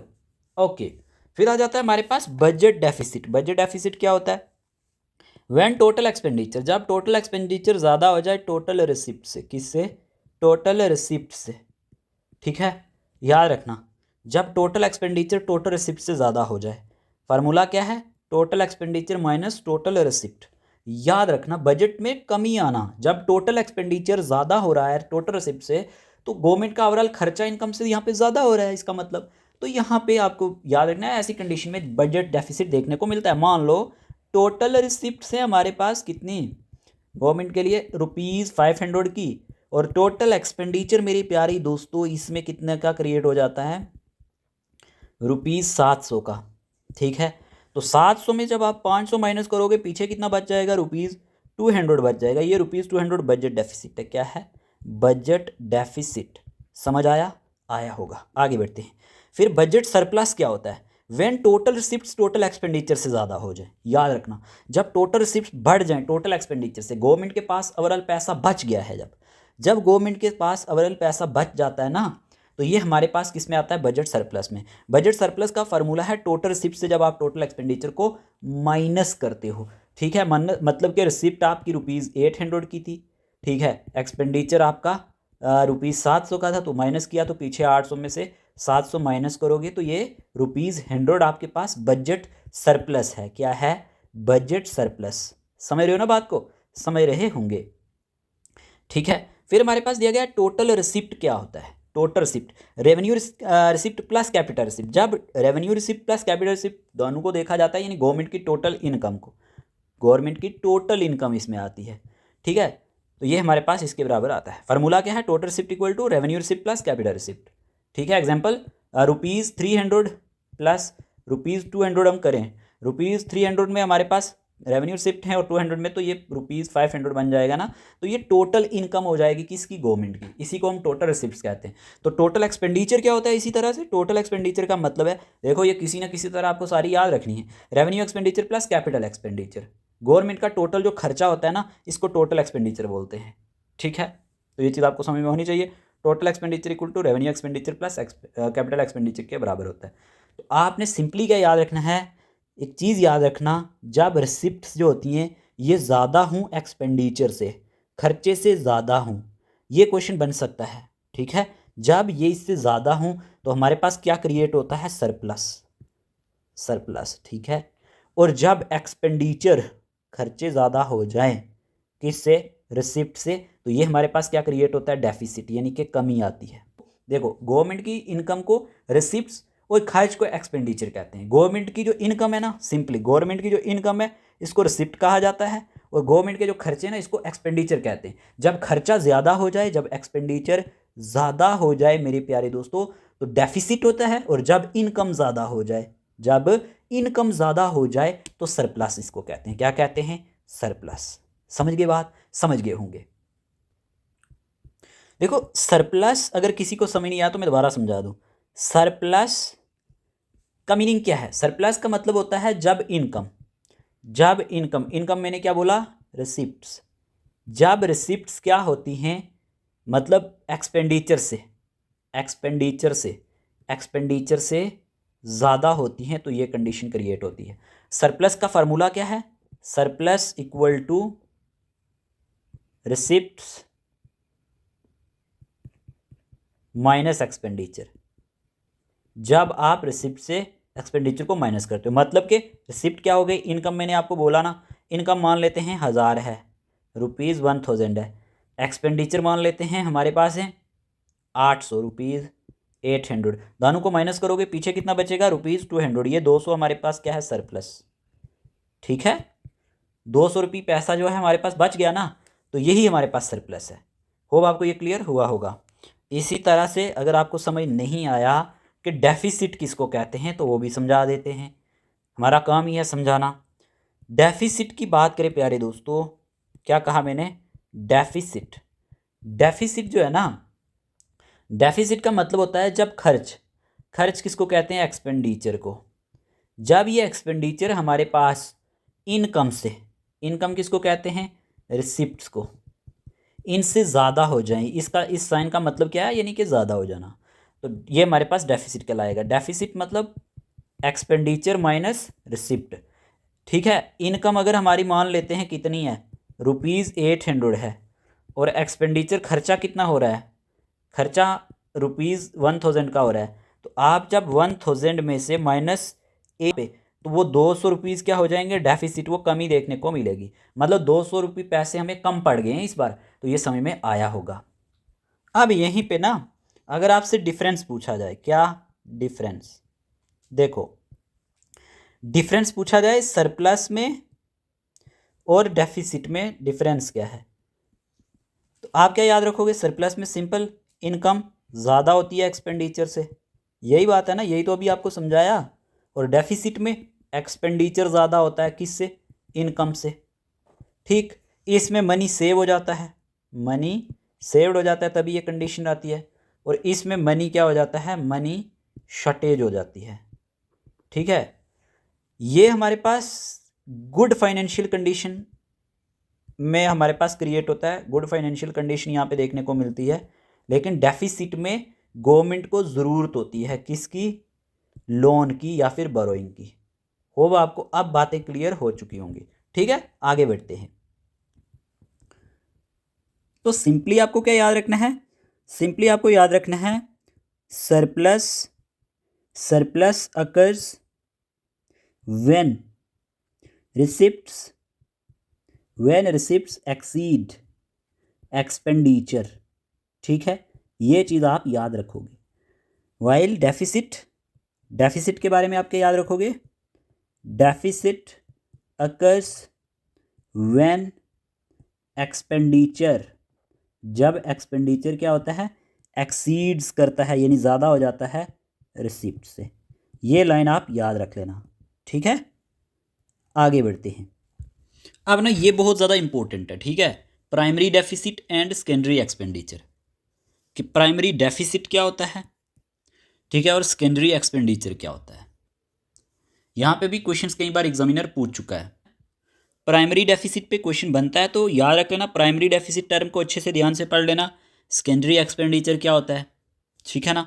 देखो, अगर आपसे पूछा जाए प्राइमरी डेफिसिट क्या होता है, आराम से समझने की कोशिश करते हैं। ये क्या दिखाता है, इट शोज, ये दिखाता है real deficit of the government को।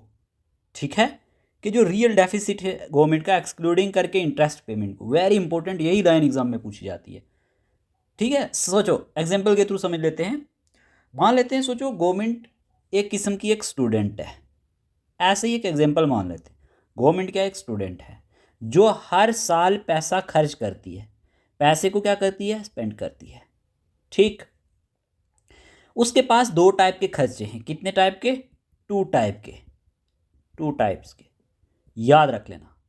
एक तो नए खर्चे हैं, नए एक्सपेंडिचर हैं, न्यू एक्सपेंडिचर। ठीक है, न्यू एक्सपेंडिचर में उसके पास क्या आ जाता है, रोड्स आ जाती हैं, हॉस्पिटल्स आ जाते हैं। ठीक है, सैलरी आ जाती है, स्कीम्स आ जाती हैं, ऐसा हम मान लेते हैं। और पुराने क्या हैं, पुराने लोन का इंटरेस्ट। दूसरा हम मान लेते हैं, जो दूसरे खर्चे हैं ना, दूसरे एक्सपेंडिचर हम बात कर लेते हैं इसमें, ध्यान से समझना। पुराने कोई ओल्ड लोन का इंटरेस्ट, ओल्ड लोन का कोई इंटरेस्ट हो सकता है। ठीक है, अब गवर्नमेंट का टोटल डेफिसिट होता है फिस्कल डेफिसिट। क्या कहा मैंने, गवर्नमेंट का टोटल क्या होता है, फिस्कल डेफिसिट। लेकिन अगर हम इंटरेस्ट पेमेंट इसमें से हटा दें, इंटरेस्ट पेमेंट को अगर हम बीच में से हटा दें, तो जो डेफिसिट बचता है उसे हम कहते हैं प्राइमरी डेफिसिट। समझ आया? प्राइमरी डेफिसिट का फार्मूला है फिस्कल डेफिसिट से जब आप इंटरेस्ट पेमेंट को माइनस कर देते हो। मतलब मान लो फिस्कल डेफिसिट है ₹500 करोड़। ओके, तो इंटरेस्ट पेमेंट मेरे प्यारे दोस्तों हैं ₹200 करोड़। ठीक है, जब आप इनको आपस में माइनस करोगे पीछे बचेगा 300 करोड़, तो ये प्राइमरी डेफिसिट आ जाएगा। मतलब गवर्नमेंट ₹300 करोड़ नए खर्च के लिए बारो कर रही है। समझ आ गया? आ गया होगा। अगर देखो स्पेशल केस भी एक होता है, if primary deficit equal to 0। ये क्या होता है? एक स्पेशल केस। याद रखना, अगर प्राइमरी डेफिसिट 0 हो जाए मतलब इसका क्या हुआ? गवर्नमेंट जो भी लोन ले रही है सिर्फ इंटरेस्ट पेमेंट के लिए ले रही है, नए खर्च के लिए नहीं ले रही, तभी ये कंडीशन क्रिएट होती है। The government is borrowing only to pay interest on past loans. तो ये चीज़ आपको समझ में आई होगी। प्राइमरी डेफिसिट क्या है? सिंपली आप क्या याद रखोगे, मैंने आपको क्या बताया, ये रियल डेफिसिट होता है गवर्नमेंट का, और इसमें से इंटरेस्ट पेमेंट को एक्सक्लूड कर दिया जाता है, निकाल दिया जाता है। ठीक है, ये इंडिकेट करता है कि how much the government is borrowing, कितना गवर्नमेंट बोरो कर रही है अपार्ट फ्रॉम इंटरेस्ट बर्डन से। तो फार्मूला याद रख लेना, फिस्कल डेफिसिट से जब इंटरेस्ट पेमेंट को माइनस कर देते हैं। अगर आपको फार्मूला भी याद हो जाता है ना तो डेफिनेशन याद करने की कोई ज़रूरत नहीं है, क्योंकि आपको उसी से निकल जाएगी।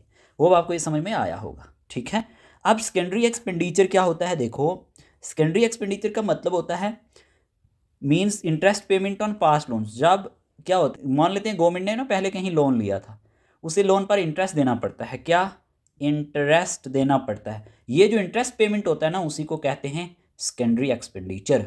इसको याद रख लेना, हम एक और नाम से भी जानते हैं, डेट सर्विसिंग। क्या बोलते हैं? Debt servicing.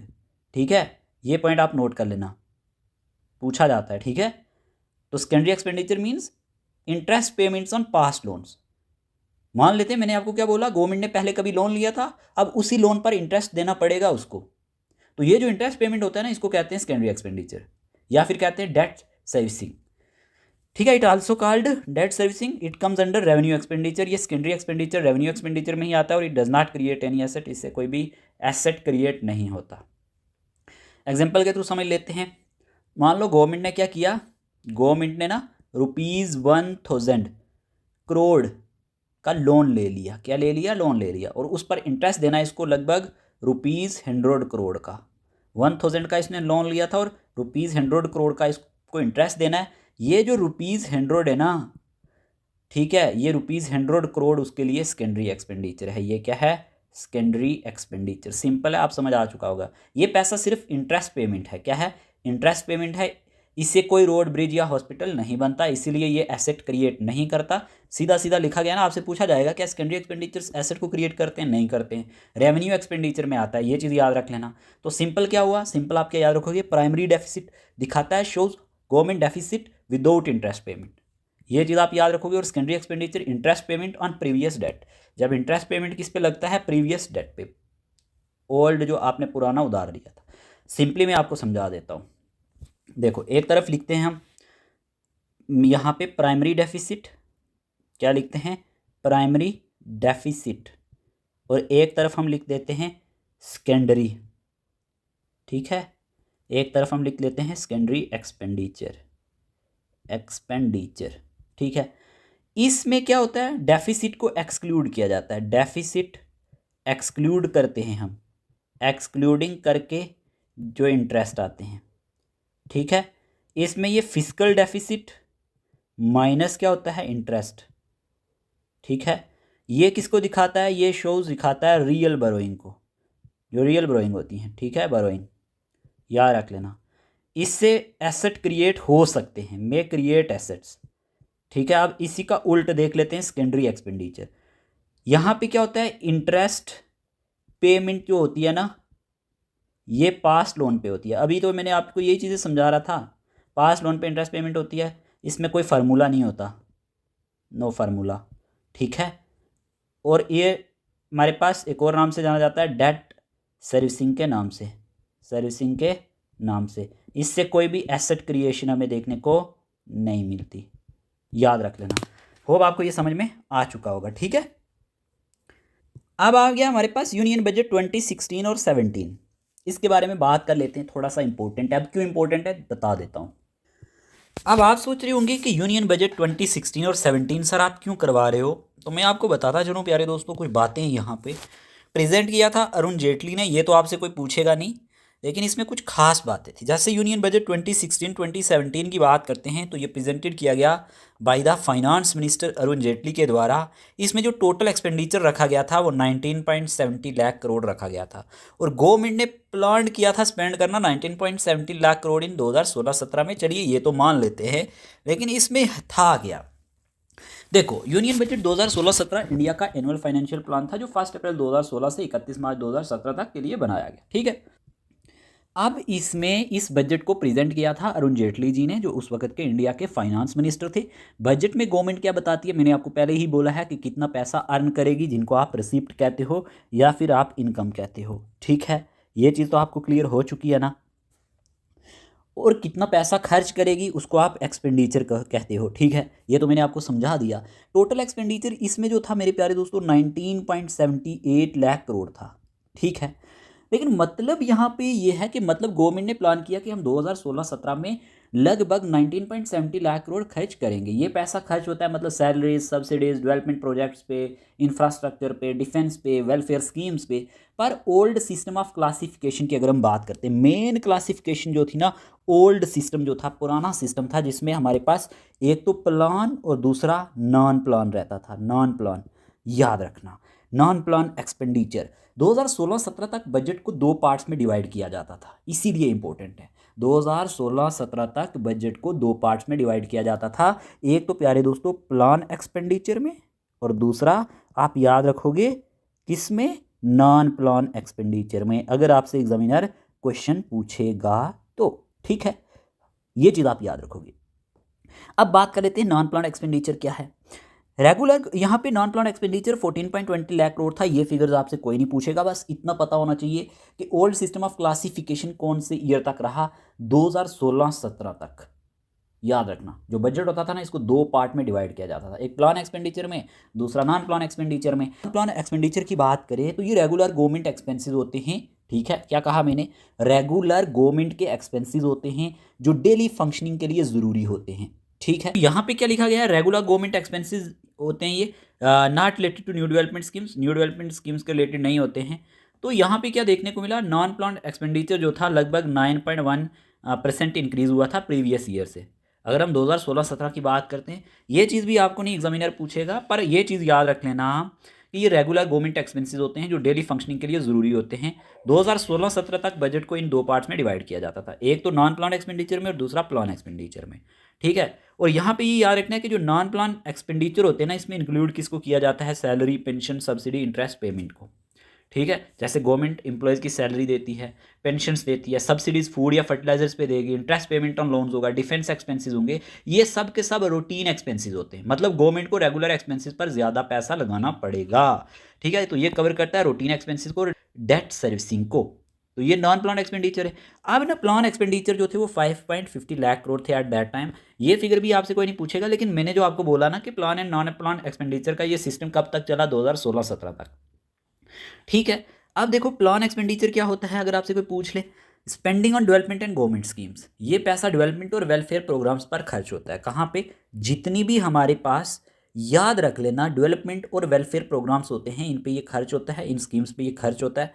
ठीक है, तो ये एट दैट टाइम अगर हम बात करते हैं तो ये इंक्रीज इसमें 15.3% देखने को मिला था। ये आपसे कोई नहीं पूछेगा, लेकिन इसमें आता क्या है, याद रखना, डेवलपमेंट एंड वेलफेयर प्रोग्राम्स आते हैं।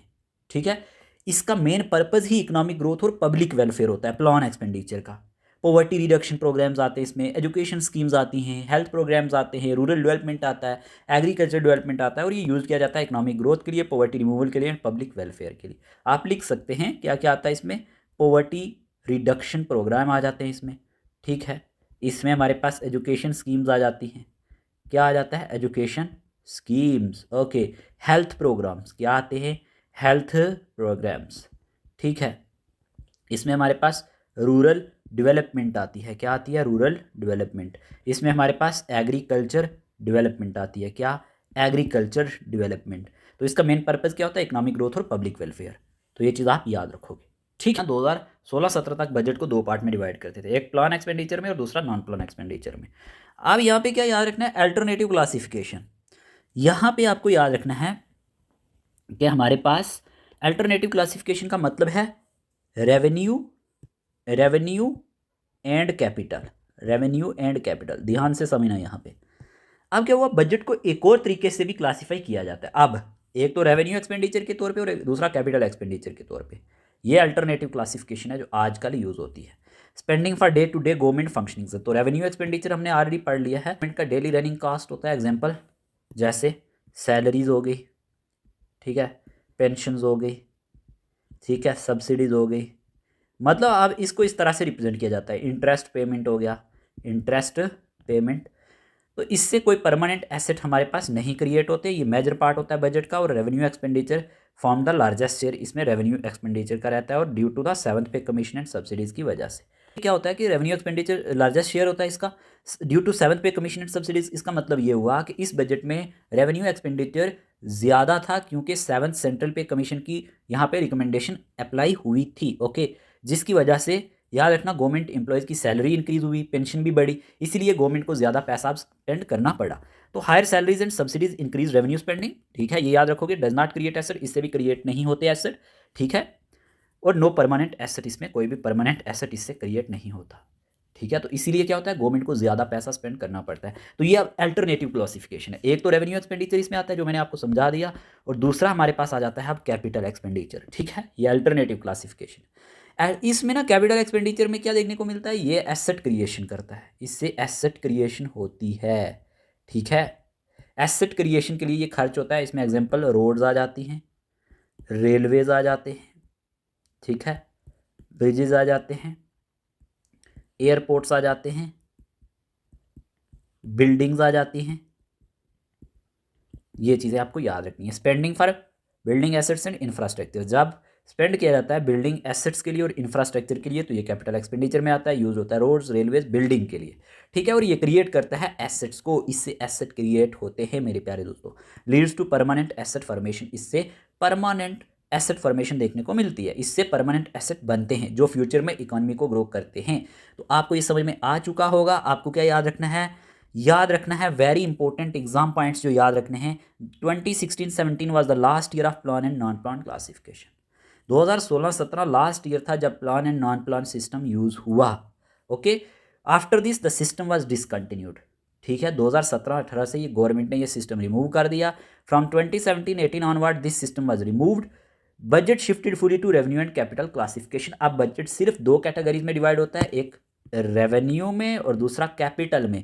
ये चेंज डेवलपमेंट स्पेंडिंग को बेटर अंडरस्टैंड करने के लिए किया गया था। किस चीज़ को अंडरस्टैंड करने के लिए, याद रखना, डेवलपमेंट स्पेंडिंग को बेटर अंडरस्टैंड करने के लिए। होप आपको समझ में आया होगा। सिस्टम में अगर आपसे कोई पूछे क्या देखा, प्लान, ठीक है, जिसमें डेवलपमेंट स्पेंडिंग होती थी, ठीक है, और नॉन प्लान जिसमें हमारे पास रूटीन स्पेंडिंग देखने को मिलती थी। फिर हमारे पास अब न्यू सिस्टम में क्या देखने को मिल रहा है, रेवेन्यू एंड कैपिटल। जो रेवेन्यू है ये डेली एक्सपेंसेस में आता है, ठीक है ना, ये चीज़ें हमने ना अकाउंटेंसी में भी पढ़ी है। और कैपिटल में एसेट क्रिएशन हमें देखने को मिलता है, एसेट क्रिएशन। होप आपको समझ में आया होगा। आप इतना याद रखना ना, union budget 2016-17 was the last budget that used in the plan and non plan classification before shifting fully to revenue and capital classification from 2017 and 18 onward. Hope आपको ये समझ में आया होगा। यहाँ पे लिखा गया है budget 2016-17 was the last budget using the plan non plan system before shifting to the revenue capital system. एक एक पॉइंट मैंने आपको बता दिया है, होप आपको समझ में आया होगा। फिर हमारे सामने दिया गया है पब्लिक डेट। पब्लिक डेट क्या होता है, ये टर्म भी आपसे पूछी जा सकती है। Public debt means the total money borrowed by the government from the public and other sources. Government का टोटल उधार, लोन जो वो लोगों या दूसरे सोर्सेज से लेती है, इसको गवर्नमेंट डेट भी कहते हैं। क्या कहते हैं, गवर्नमेंट डेट।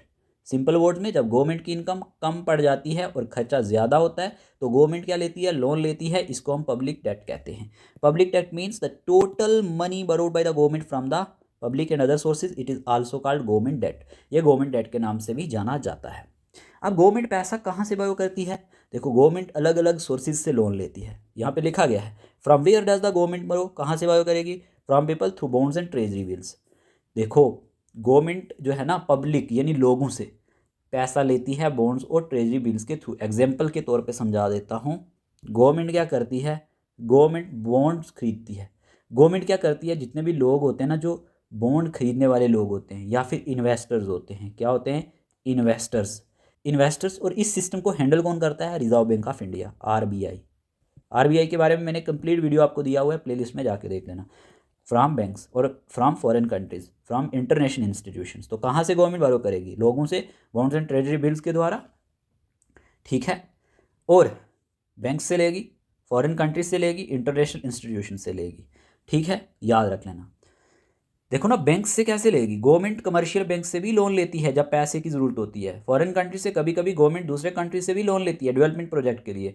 इंटरनेशनल इंस्टीट्यूशन का मतलब हुआ गवर्नमेंट ग्लोबल फाइनेंशियल इंस्टीट्यूशन से भी बारो करती है। एग्जाम्पल वर्ल्ड बैंक से हो गया, है ना, वर्ल्ड बैंक से हो गया, इंटरनेशनल मॉनिटरी फंड IMF से हो गया। ये इंस्टीट्यूशंस यूजली डेवलपमेंट प्रोजेक्ट और इकोनॉमिक स्टेबिलिटी के लिए ही लोन देते हैं, ठीक है, किसके लिए, किसी प्रोजेक्ट की डेवलपमेंट के लिए या फिर इकोनॉमिक स्टेबिलिटी के लिए।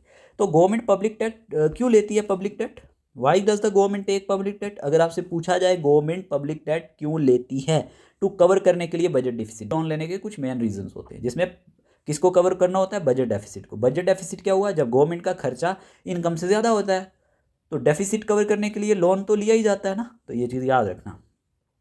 फिर टू डेवलप इंफ्रास्ट्रक्चर, इसका मतलब क्या हुआ प्यारे दोस्तों, गवर्नमेंट लोन लेकर बनाती है रोड्स, रेलवेज, ब्रिजेस, एयरपोर्ट्स, ये सब इकोनॉमी को ग्रो करते हैं, तो डेवलप करने के लिए इंफ्रास्ट्रक्चर को। और साथ ही साथ टू रन वेलफेयर स्कीम्स, तो गवर्नमेंट स्कीम्स चलाने के लिए भी तो पैसा चाहिए होता है। तो एग्जांपल हेल्थ प्रोग्राम हो गए, एजुकेशन स्कीम्स हो गई, पॉवर्टी रिडक्शन प्रोग्राम हो गए, ठीक है, इसके लिए गवर्नमेंट पब्लिक डेट ले सकती है। To manage emergencies, natural disaster crisis, कभी कभी इमरजेंसी सिचुएशन में भी गवर्नमेंट लोन लेती है। कोई नेचुरल डिजास्टर हो गया, कोई इकोनॉमिक क्राइसिस देखने को मिलता है, कोई वार क्राइसिस सिचुएशन हो गई, तो ये चीज़ आप याद रखोगे। सिंपली आप क्या याद रखोगे, हमारे पास public debt is the total borrowing of the government to meet its expenditure when its income is not sufficient. मतलब ये हुआ कि पब्लिक डेट क्या है, टोटल बोरोइंग होना गवर्नमेंट का अपने एक्सपेंडिचर को मीट करने के लिए जब इनकम सफिशिएंट ना हो।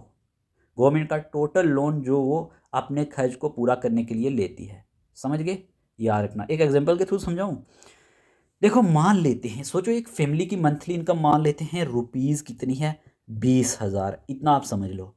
लेकिन एक महीने में उनको क्या करना है, अपने घर को रिपेयर भी करना है, घर को क्या करना है, रिपेयर, बच्चों की फ़ी भी देनी है, ठीक है ना, चिल्ड्रन की, अपने बच्चों की फ़ी भी देनी है, ठीक है। तो टोटल खर्चा उनका हो गया यहाँ पे 30,000, कितना, 30,000, समझ रहे हो।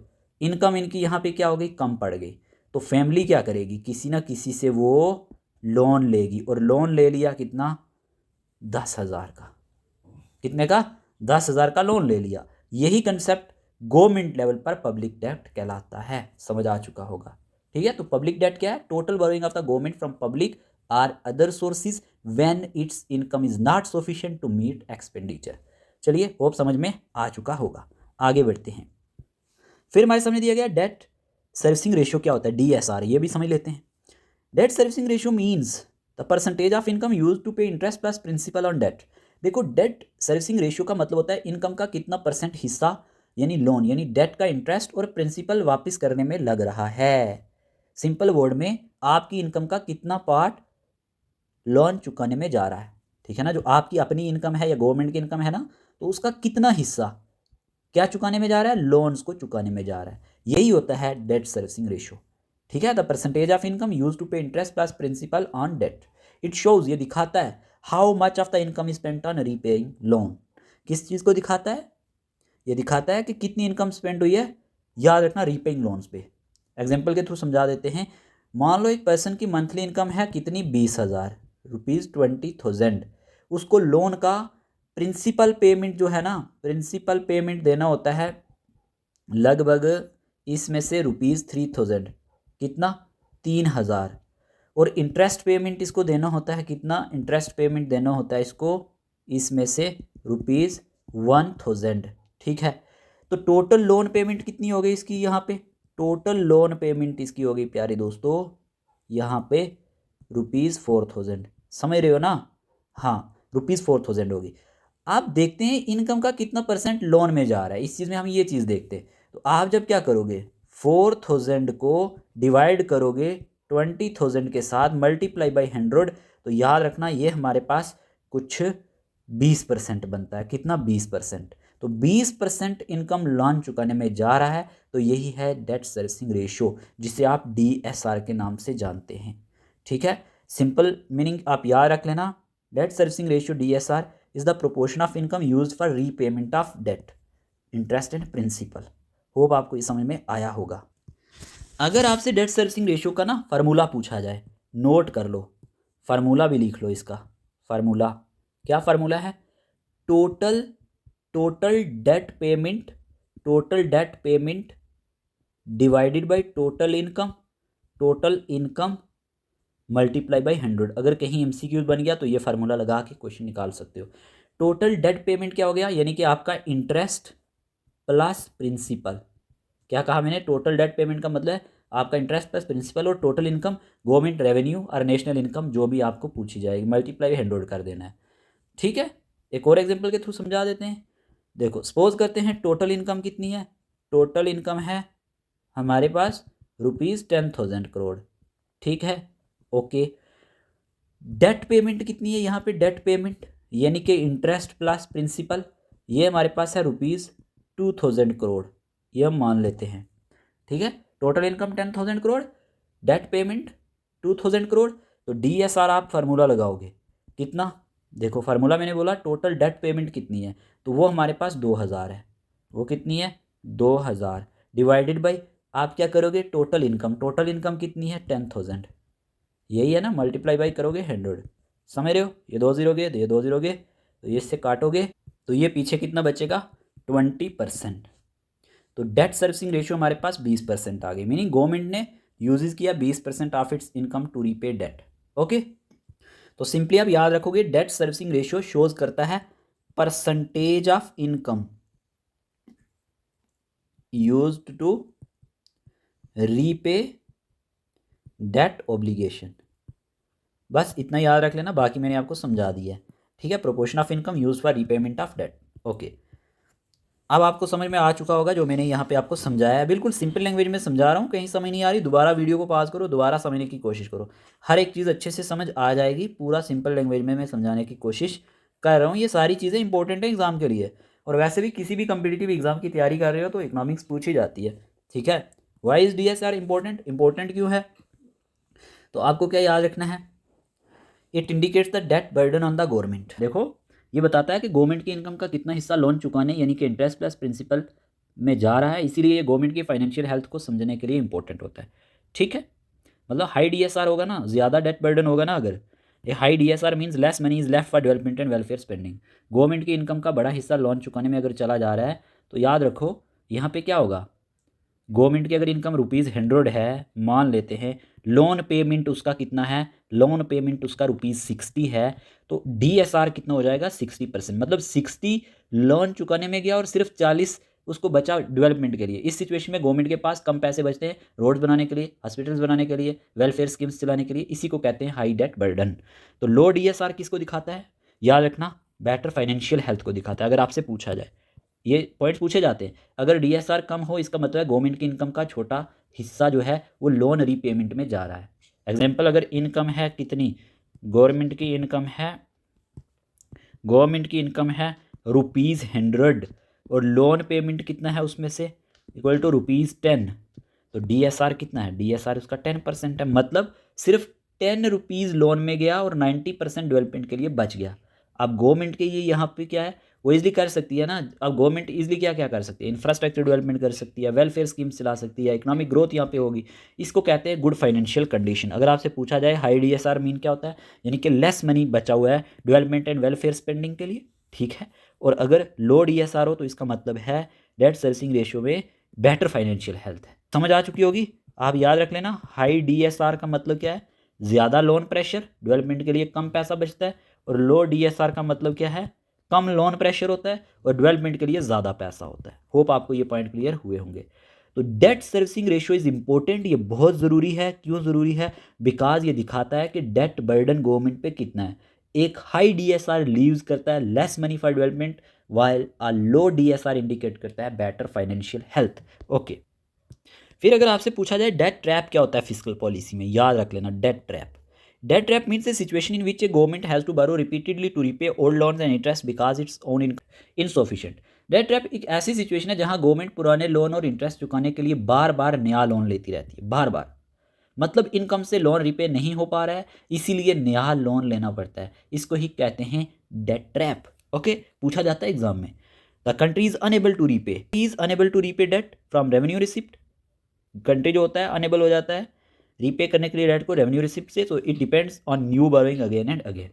मान लेते, सोचो एक पर्सन ने क्या किया, 10,000 का लोन ले लिया। कितने का? 10,000 का। उसको इंटरेस्ट देना है उसमें से ₹2,000, लेकिन उसके पास पैसे ही नहीं है, तो वो दूसरा लोन ले लेता है और ₹2,000 का, ठीक है, इंटरेस्ट देने के लिए।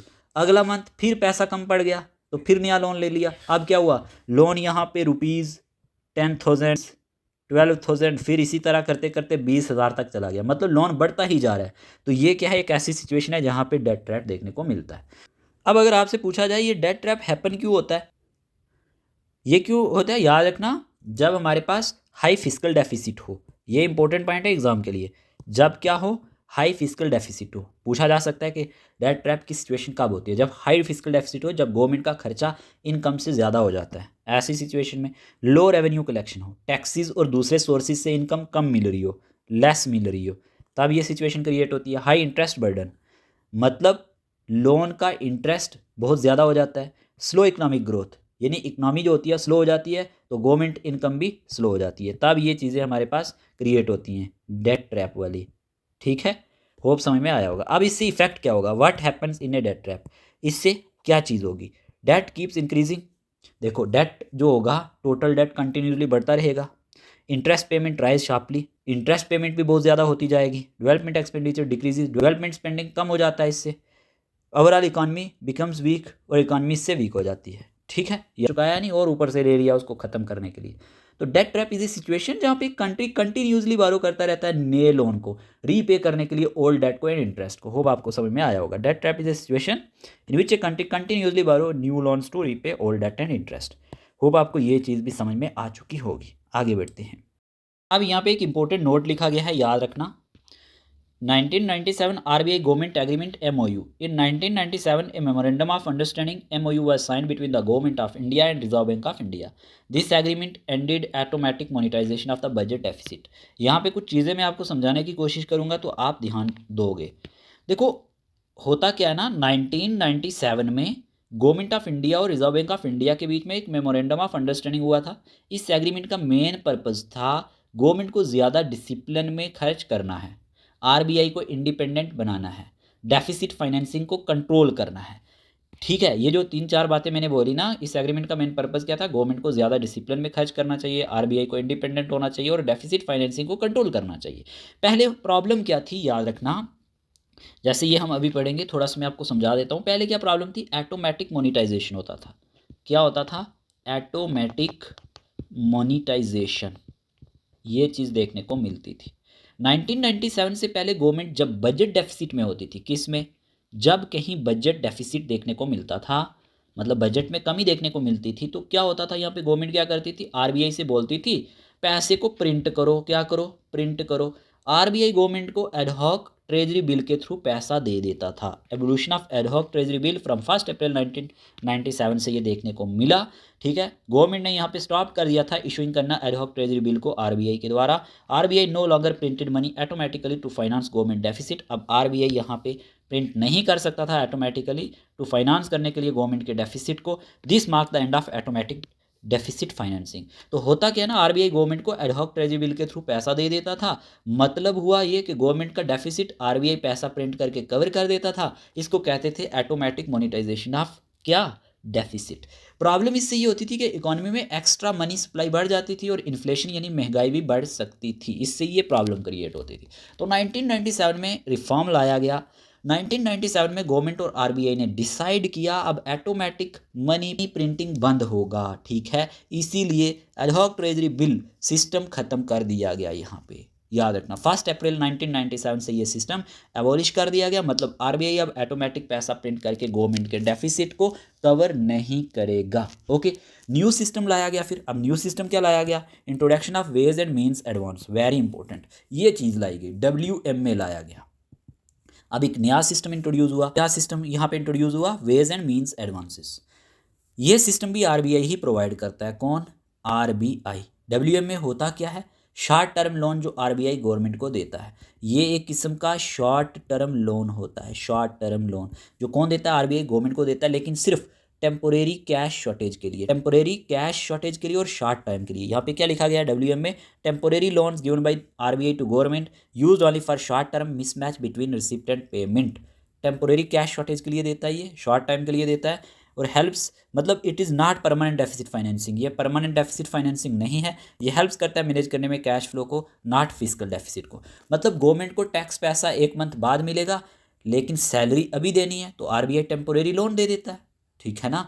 क्या कहा मैंने? गवर्नमेंट को टैक्स का जो पैसा है ना 1 मंथ बाद मिलेगा लोगों से, लेकिन सैलरी अभी उसको लोगों को देनी है, अब उसके पास पैसे नहीं है, तो आरबीआई उसको टेम्पोरेरी लोन दे देता है। इंपॉर्टेंट ये है कि ये परमानेंट डेफिसिट फाइनेंसिंग नहीं है। ठीक है, ये चीज़ आपको याद रखनी है। फिर शिफ्ट इन फिजिकल इंडिकेटर की अगर हम बात करते हैं from 1997 to 1998 budget. Physical indicator change का मतलब क्या है? Budgetary deficit was removed. 1997 से पहले गवर्नमेंट एक टर्म यूज़ करती थी जिसे बजटरी डेफिसिट कहा जाता था। 1997 और 1998 बजट से ये कंसेप्ट भी रिमूव कर दिया गया। फोकस किस पे किया? शिफ्ट किया गया फिजिकल डेफिसिट और प्राइमरी डेफिसिट पे। ठीक है, ये चीज़ें कोई नहीं बताएगा, याद रखना इंपॉर्टेंट है। ठीक है, ये इंडिकेटर्स गवर्नमेंट की ना रियल जो फाइनेंशियल कंडीशन है उसको बेटर दिखाते हैं, फिजिकल डेफिसिट या फिर प्राइमरी डेफिसिट की बात करें। ठीक है, ये जो कंसेप्ट था ना बजटरी डेफिसिट का, ये रिमूव हो गया था 1997 और 1998 बजट से। ठीक है, फिर हमारे पास 1997 1998 फिजिकल डेफिसिट पोजीशन की अगर हम बात करें एट दैट टाइम, तो आपको याद रखना है 1997 और 1998 बजट में फिजिकल डेफिसिट इनिशियली याद रखना अबाउट 5% ऑफ जीडीपी था, और रिवाइज्ड एस्टिमेट इंक्रीज हुआ 6.1% ऑफ जीडीपी। मतलब 1997 से 1998 बजट में physical deficit initially 5% of GDP था, बाद में रिवाइज होकर 6 पॉइंट कितना 6 पॉइंट ऑफ जीडीपी हो गया, 6.1 ऑफ जीडीपी हो गया। मतलब गवर्नमेंट का खर्चा इनकम से काफ़ी ज़्यादा था।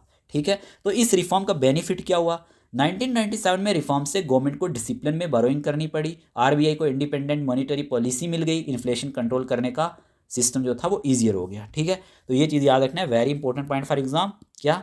The 1997 reforms improve fiscal discipline, इससे फिजिकल डिसिप्लिन क्या हुआ? इंप्रूव हुआ, रिड्यूस हुआ इन्फ्लेटरी प्रेशर, इंक्रीज हुआ independence of RBI in monetary policy. ठीक है, तो आप क्या याद रखोगे? 1997 से पहले गवर्नमेंट डेफिसिट यानी कि आरबीआई प्रिंट करता था मनी को, अगर गवर्नमेंट डेफिसिट देखने को मिलता था। बाद में 1997 के बाद गवर्नमेंट डेफिसिट यानी बोरोइंग को रिमूव कर दिया गया, किसके साथ? WMA के साथ, टेम्पोरेरी लोन के साथ।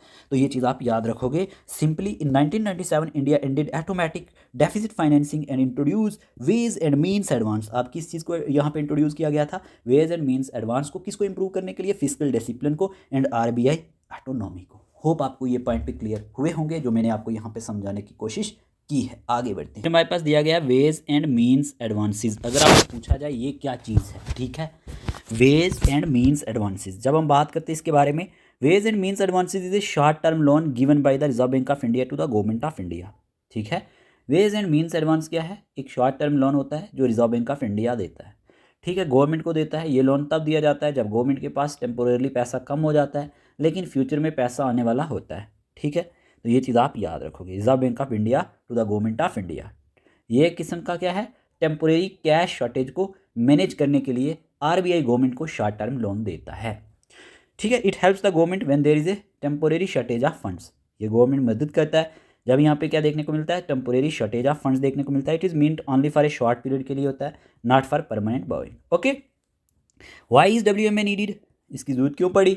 गवर्नमेंट की इनकम और पेमेंट सेम टाइम पर नहीं आती, तो याद रखना, when government payments are due today but tax revenue will receive later to manage temporary mismatch between receipt and payment.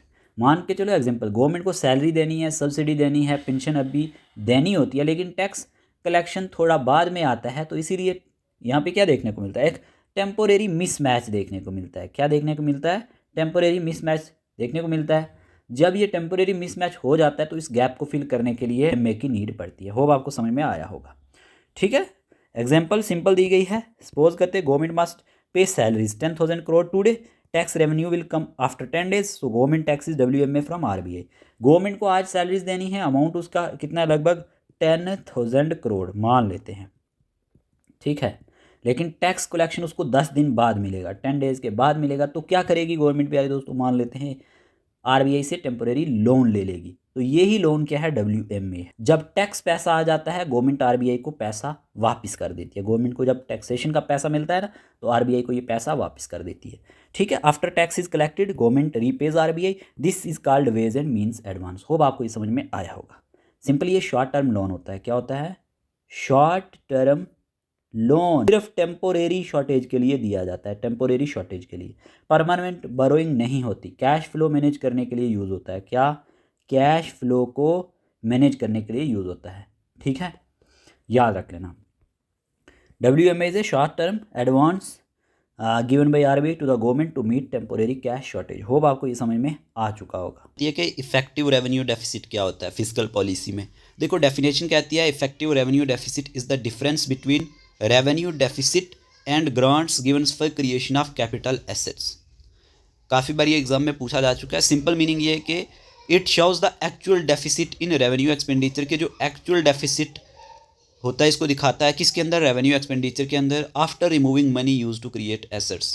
किसको रिमूव करने के बाद, उस पैसे को रिमूव करने के बाद जो यूज़ होता है क्रिएट करने के लिए एसेट्स को।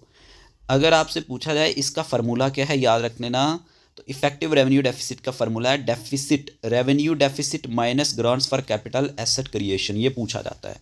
ठीक है, याद रखना। इफेक्टिव रेवेन्यू डेफिसिट होता क्या है, difference between revenue deficit and grants, जो किसके लिए दिए जाते हैं, क्रिएशन ऑफ कैपिटल एसेट्स के लिए दिए जाते हैं। ये इंपॉर्टेंट क्यों है, ये दिखाता है real burden on government finances को। ठीक है, जो रियल बर्डन होती है गवर्नमेंट फाइनेंसिस पे, इनको दिखाता है, मदद करता है अंडरस्टैंड करने में कि how much deficit is not creating assets, कि कितना डेफिसिट जो हमारे पास है जो क्रिएट नहीं करता एसेट्स को। ठीक है, ERD इन शॉर्ट आप याद रख लेना इफेक्टिव रेवेन्यू डेफिसिट के बारे में, ये फार्मूला ज़रूर याद रख लेना। एग्जाम्पल के तौर पे ना, रेवेन्यू डेफिसिट हमारे पास ₹100 करोड़ है, तो ग्रांट्स फॉर कैपिटल एसेट्स उसमें से स्कूल रोड्स के लिए लगभग ₹30 करोड़ है। तो इफेक्टिव रेवेन्यू डेफिसिट क्या होगा, 100 में से जब आप 30 माइनस करोगे तो 70 करोड़ होगा। तो एक्चुअल रेवेन्यू बर्डन जो है ये गवर्नमेंट पे वो 70 करोड़ है। ठीक है, तो ये चीज़ आप याद रखोगे।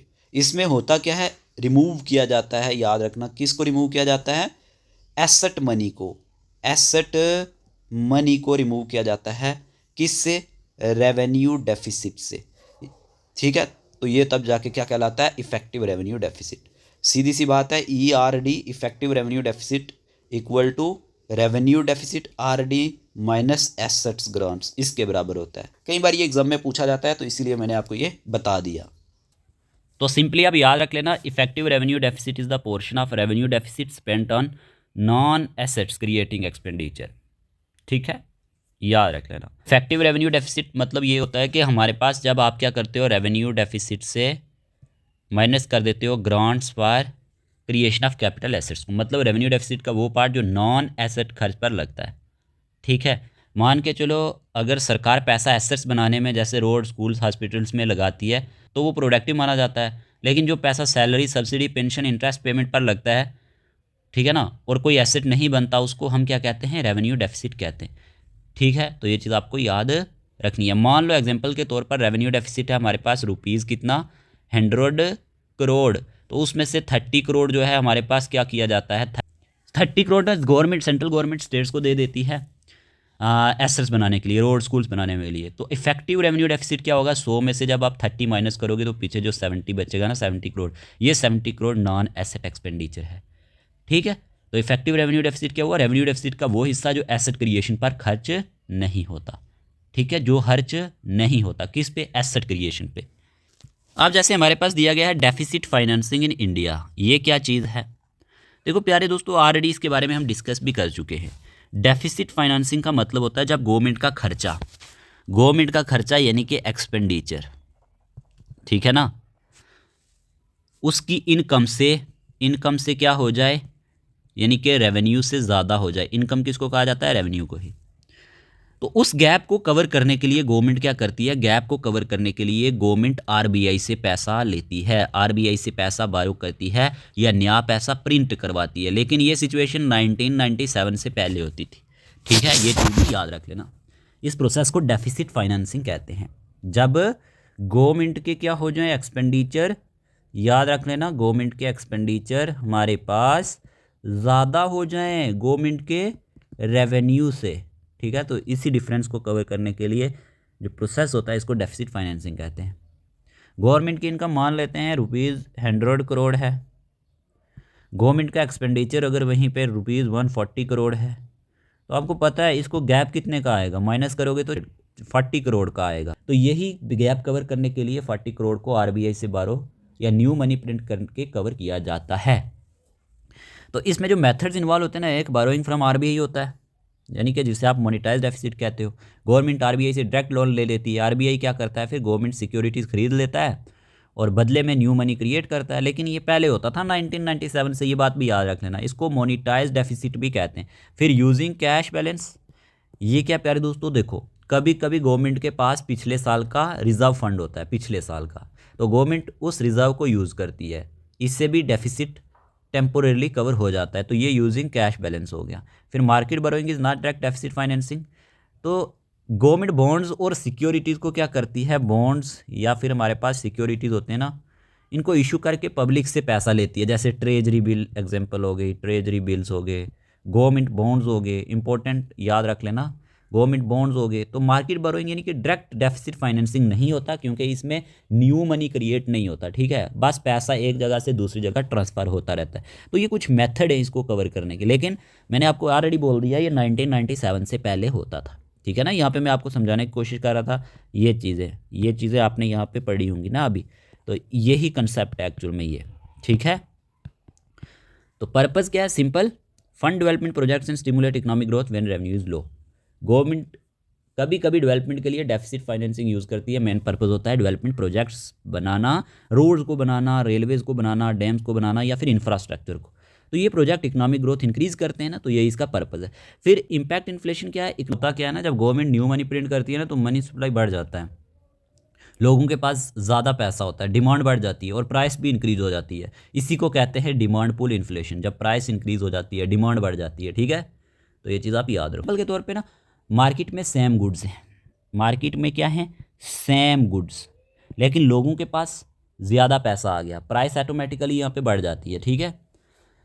Impact growth allows investment in infrastructure without raising taxes immediately. अगर डेफिसिट फाइनेंसिंग कंट्रोल्ड हो तो इकोनॉमी को फ़ायदा होता है, ठीक है। एग्जांपल, गवर्नमेंट ने ना इन्वेस्ट किया इंफ्रास्ट्रक्चर एजुकेशन इंडस्ट्री में, तो इससे एम्प्लॉयमेंट बढ़ता है, प्रोडक्शन भी बढ़ता है ना, जीडीपी भी इंक्रीज़ हो जाती है, तो ये इम्पैक्ट ग्रोथ देखने को मिलता है। ये तो अब ख़त्म कर दिया गया है गवर्नमेंट के द्वारा, ठीक है।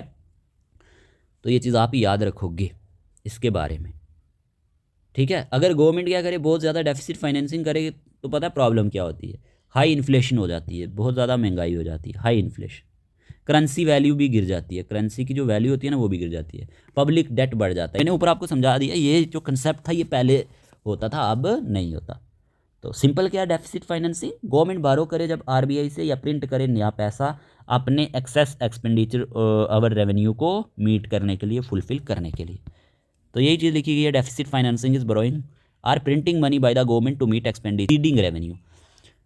फिर ये वाला कंसेप्ट इंपॉर्टेंट है, FRBM act 2003 and rules 2004, very important. अब ये कहता है meaning, the fiscal responsibility and budget management act, FRBM, इसकी फुल एब्रीविएशन क्या है, fiscal responsibility and budget management, FRBM act. ये प्रोवाइड करता है एक लीगल फ्रेमवर्क टू इंश्योर करने के लिए फिस्कल डिसिप्लिन को, रिड्यूस करने के लिए डेफिसिट को और मेंटेन रखने के लिए लॉन्ग टर्म इकोनॉमिक स्टेबिलिटी को, ठीक है। FRBM एक्ट की अगर हम बात करते हैं ना, fiscal responsibility and budget management act के बारे में, ये एक्ट 2003 में पास हुआ था। कब पास हुआ था, 2003 में, और 2004 में इसे इम्प्लीमेंट किया गया था। इसका पर्पस था क्या, गवर्नमेंट का फिस्कल डेफिसिट कंट्रोल करना। देखो ऑब्जेक्टिव लिखे गए ना, reduce fiscal and revenue deficit, मतलब ये है कि गवर्नमेंट का जो फिस्कल डेफिसिट है उसको कंट्रोल करना, गवर्नमेंट बोरोइंग को लिमिट करना, बजट को ट्रांसपेरेंट और रिस्पॉन्सिबल बनाना। सिंपल वर्ड्स में गवर्नमेंट को ज़्यादा लोन लेने और ज़्यादा डेफिसिट बनाने से रोकना, ठीक है। ये था FRBM एक्ट। तो FRBM एक्ट के 3 मेजर ऑब्जेक्टिव हैं। एक तो रिड्यूस करना था फिस्कल एंड रेवेन्यू डेफिसिट को, मतलब गवर्नमेंट का जो टोटल डेफिसिट कम करना होता है, ठीक है। फिजिकल डेफिसिट क्या होता है, टोटल एक्सपेंडिचर में से जब आप क्या माइनस करते हो, मैंने आपको पहले भी बता दिया, रेवेन्यू रिसिप्ट को माइनस करते हो, minus revenue receipt plus non debt capital receipt जो भी आती हैं, ठीक है। अगर फिजिकल डेफिसिट ज़्यादा हो तो गवर्नमेंट को बहुत ज़्यादा बायो करना पड़ता है, तो इस चीज़ को क्या करना था, रिड्यूस करना था, ठीक है। रेवेन्यू डेफिसिट को भी, रेवेन्यू डेफिसिट कम करना ताकि गवर्नमेंट बोरोड मनी को कंजम्पशन पर ना खर्च करे। दूसरा क्या था, रेवेन्यू डेफिसिट को भी कम करना था, ठीक है ना। एफआरबीएम का एम है कि बोरोइंग प्रोडक्टिव इन्वेस्टमेंट में हो, ठीक है। फिर प्रमोट ट्रांसपेरेंट फिजिकल ऑपरेशन, जैसे मैंने आपको बोला, ये चीज़ याद रखोगे। इंश्योर करना था इंटर जनरेशनल इक्विटी को, यानी future generation not burden by debt. इसका मतलब ये हुआ कि आज की जनरेशन फ्यूचर जनरेशन पर ज़्यादा डेट बर्डन ना डाले। अगर गवर्नमेंट आज बहुत लोन लेती है तो उसका रीपेमेंट फ्यूचर टैक्स पेयर्स को करना पड़ेगा, तो इस चीज़ को कम करने के लिए, ठीक है ना। तो ये चीज़ आप याद रखोगे, समझ आई। रिड्यूस करना था फिजिकल एंड रेवेन्यू डेफिसिट को, प्रमोट करना था ट्रांसपेरेंट एंड फिजिकल ऑपरेशन को, इंश्योर करना था इंटर जनरेशनल इक्विटी को। होप आपको ये समझ में आया होगा। फिजिकल टारगेट्स की बात करें प्यारे दोस्तों, ओरिजिनल टारगेट इसमें जो रखा गया था, फिजिकल डेफिसिट जीडीपी का 3% से ज़्यादा नहीं होना चाहिए, ये इसमें दिया गया था। ये पॉइंट नोट कर लेना, क्वेश्चन बन सकता है। एग्जाम्पल अगर मान लेते हैं जीडीपी जो है ये ₹100 लाख करोड़ है, ठीक है, तो मैक्सिमम फिजिकल डेफिसिट कितना होना चाहिए, ₹3 लाख करोड़, ठीक है, समझ गए होंगे।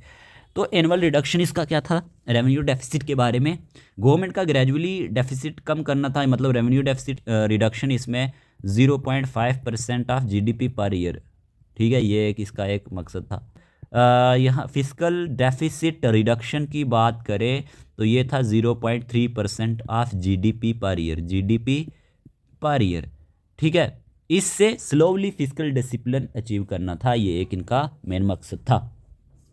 की रिपोर्ट्स टू पार्लियामेंट की बात करें तो macro economic framework statement, medium term physical policy statement, physical policy strategy statement, ensure transparency and accountability. FRBM act के अकॉर्डिंग गवर्नमेंट को बजट के साथ 3 इंपॉर्टेंट रिपोर्ट्स पार्लियामेंट में देनी होती थी। एक तो मैक्रो इकोनॉमिक फ्रेमवर्क स्टेटमेंट देनी होती थी, याद रख लेना।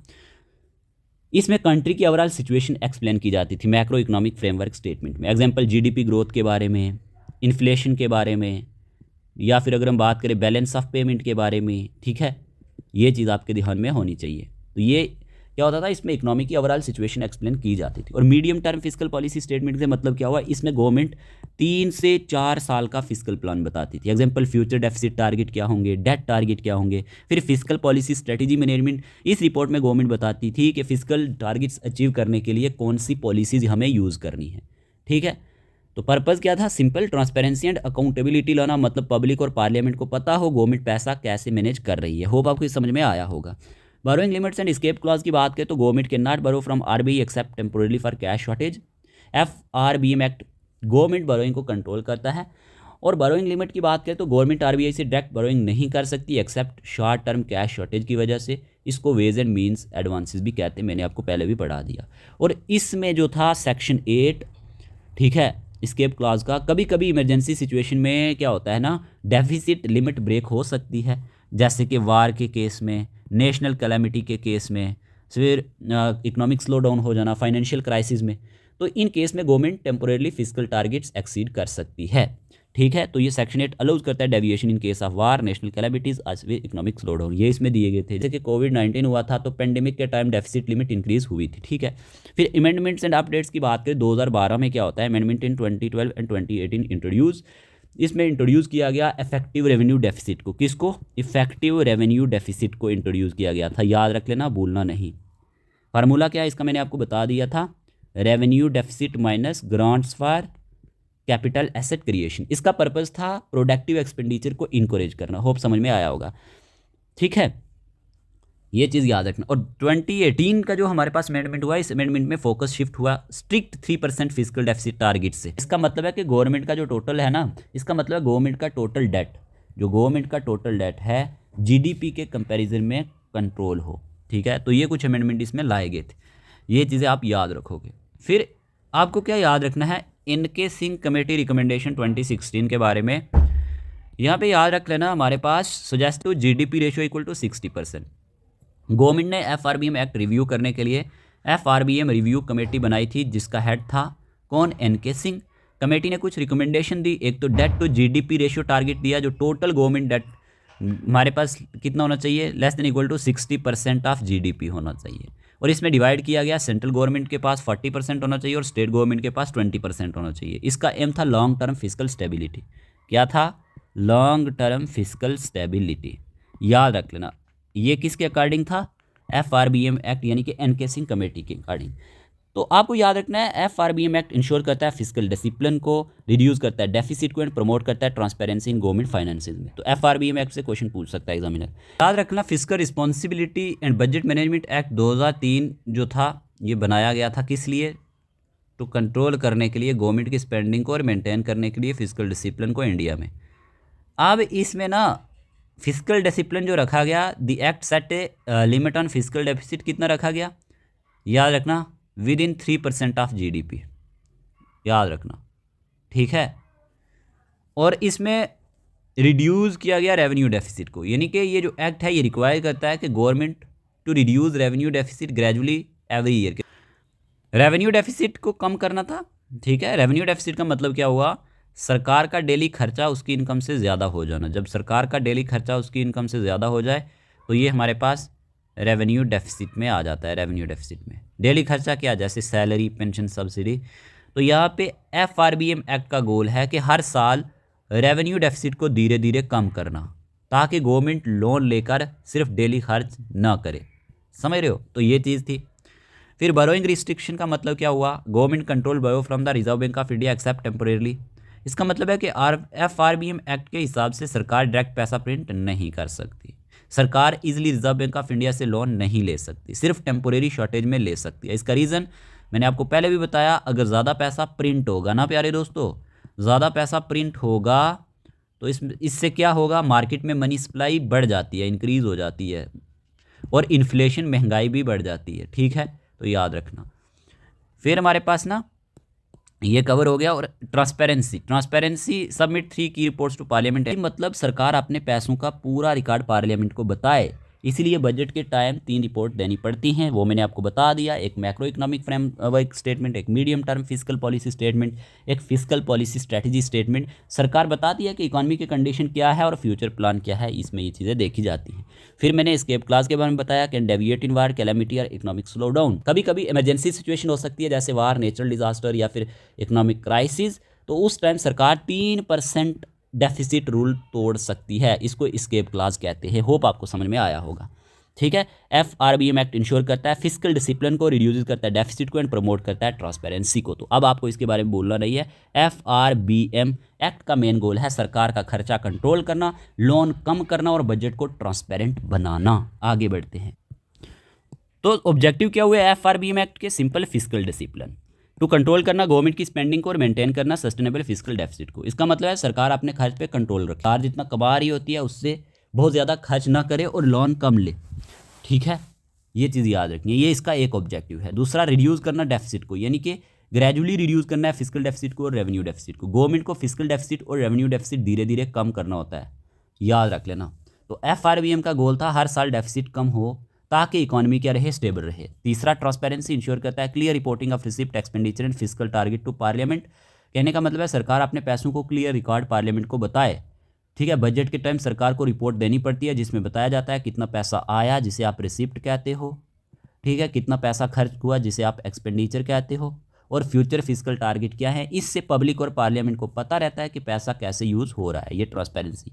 इंटर जनरेशनल इक्विटी का मतलब है आज की गवर्नमेंट की बात करें, फ्यूचर जनरेशन पर ज़्यादा लोन का बर्डन न डाले, ठीक है। अगर आज गवर्नमेंट बहुत लोन लेती है तो कल उसको रीपे करना का एम है फ्यूचर जनरेशन को अननेसेसरी डेट से बचाना, ठीक है। प्रिवेंट एक्सेसिव बोरोइंग दैट में बर्डन फ्यूचर जनरेशन। और मैक्रो इकोनॉमिक स्टेबिलिटी एक इसका ऑब्जेक्टिव है, मेंटेन करना है लॉन्ग टर्म इकोनॉमिक स्टेबिलिटी को एंड फाइनेंशियल हेल्थ को, ठीक है। याद रख लेना कि हमारे पास इकोनॉमी स्टेबल रहे और फाइनेंशियल सिस्टम स्ट्रांग हो। अगर गवर्नमेंट स्पेंडिंग कंट्रोल में होगी तो इन्फ्लेशन कंट्रोल में रहेगा, डेट मैनेजेबल रहेगा, इकोनॉमी लॉन्ग टर्म में स्टेबल रहेगी। तो ये सारी बातें थी इसमें, ठीक है। तो FRBM एक्ट का एम है प्रमोट करना फिजिकल डिसिप्लिन को, रिड्यूस करना डेफिसिट को, इंश्योर करना ट्रांसपेरेंसी को और मेंटेन करना इकोनॉमिक स्टेबिलिटी को। तो सिंपली अगर आपसे फिजिकल पॉलिसी के बारे में पूछा जाए कि फिजिकल पॉलिसी के ऑब्जेक्टिव क्या है, तो सिंपल सबसे पहली बात इकोनॉमिक ग्रोथ है, ठीक है ना। सरकार का गोल है कि देश की जीडीपी और प्रोडक्शन बढ़े, पहला पॉइंट तो यही है, ठीक है। इन्वेस्टमेंट को प्रमोट करना, इंफ्रास्ट्रक्चर प्रोजेक्ट फंड करना, इंडस्ट्रीज़ को सपोर्ट करना, जैसे कि रोड्स, रेलवेज, पावर प्लांट में खर्चा बढ़ाना, जॉब्स और प्रोडक्शन बढ़ाना। तो पहला फिस्कल पॉलिसी का ऑब्जेक्टिव है इकोनॉमिक ग्रोथ। दूसरा है प्राइस स्टेबिलिटी। प्राइस स्टेबिलिटी मतलब इन्फ्लेशन और डिफ्लेशन को कंट्रोल करना। अगर प्राइसेस ज़्यादा बढ़ रही हैं तो सरकार टैक्स बढ़ा सकती है और खर्चा कम कर सकती है, और अगर डिमांड कम है तो सरकार खर्चा बढ़ाकर डिमांड स्टिमुलेट कर सकती है। तो दूसरा है प्राइस स्टेबिलिटी। तीसरा है एम्प्लॉयमेंट जनरेशन। तीसरा क्या है? Employment generation. इसका मतलब क्या हो गया? इसका मतलब है फिस्कल पॉलिसी से नए जॉब्स क्रिएट किए जा सकते हैं, ठीक है। फिर एक और objective, redistribution of income. Redistribution of income, ठीक है, इनकम। रिच और पोअर के बीच में इनकम गैप कम करना, ठीक है। ये चीज़ हमारे पास रीडिस्ट्रीब्यूशन ऑफ इनकम में आती है। जैसे प्रोग्रेसिव टैक्सेस होते हैं ना, आपने पढ़ा होगा प्रोग्रेसिव टैक्सेस। प्रोग्रेसिव टैक्सेस ये हम पढ़ेंगे फाइनेंस अकाउंट असिस्टेंट के सिलेबस में भी। रिच लोगों से ज़्यादा जब टैक्स लिया जाता है तो ये प्रोग्रेसिव टैक्स होते हैं, ठीक है। और सब्सिडीज, पेंशन, सोशल स्कीम्स जो लाई जाती हैं वो पोअर के लिए लाई जाती हैं। तो ये क्या है? Redistribution of income. फिर इकोनॉमिक स्टेबिलिटी एक इसका ऑब्जेक्टिव है, इकोनॉमिक स्टेबिलिटी। इससे मतलब क्या हुआ कि मतलब बिजनेस साइकिल्स और एक्सटर्नल जितने भी शॉक्स होते हैं इससे इकोनॉमी को बचाना, ठीक है। ये चीज़ आपको याद रखनी है। तो इकोनॉमिक स्टेबिलिटी भी इसका एक ऑब्जेक्टिव है, ठीक है। तो फिस्कल पॉलिसी का एम क्या है? Economic growth, price stability, employment, income redistribution और ओवरऑल इकोनॉमिक स्टेबिलिटी को इंश्योर करना। तो ये ओवरऑल आपको फिस्कल पॉलिसी के बारे में चीज़ें समझ आई होंगी जो मैंने आपको यहाँ पे बताई हैं, ठीक है। अभी मॉनिटरी पॉलिसी बचती है, हार्ड सा टॉपिक है क्योंकि वो आरबीआई के रिलेटेड है मैक्सिमम, ठीक है। वो हमने आरबीआई में भी पढ़ा हुआ है। तो इन शॉर्ट वो एक लेक्चर में हम ख़त्म कर देंगे, तो आपको इस चीज़ पे ध्यान देना है, ठीक है। तो आज के इस वीडियो सेशन में इतने रखते हैं। कुछ एमसीक्यूज़ भी इसके लास्ट पे दिए गए हैं, तो ये पीडीएफ में आपको कवर हो जाएंगे। हम अलग से भी एमसीक्यू सेशन लाएंगे। होप आज का ये वीडियो सेशन आपको अच्छा लगा होगा। अगर सेशन अच्छा लगा है तो वीडियो को लाइक कर देना, चैनल पे न्यू है तो चैनल को सब्सक्राइब कर लेना इसी तरह के वीडियो सेशन के लिए। बाकी अगर आप हमारे कोर्सेज को ज्वाइन करना चाहते हो तो व्हाट्सएप नंबर स्क्रीन पे दिया गया है, इस नंबर पे आप मैसेज करके बाकी का प्रोसीजर जान सकते हैं। मिलते हैं एक न्यू वीडियो सेशन के साथ, तब तक के लिए बाय बाय, टेक केयर।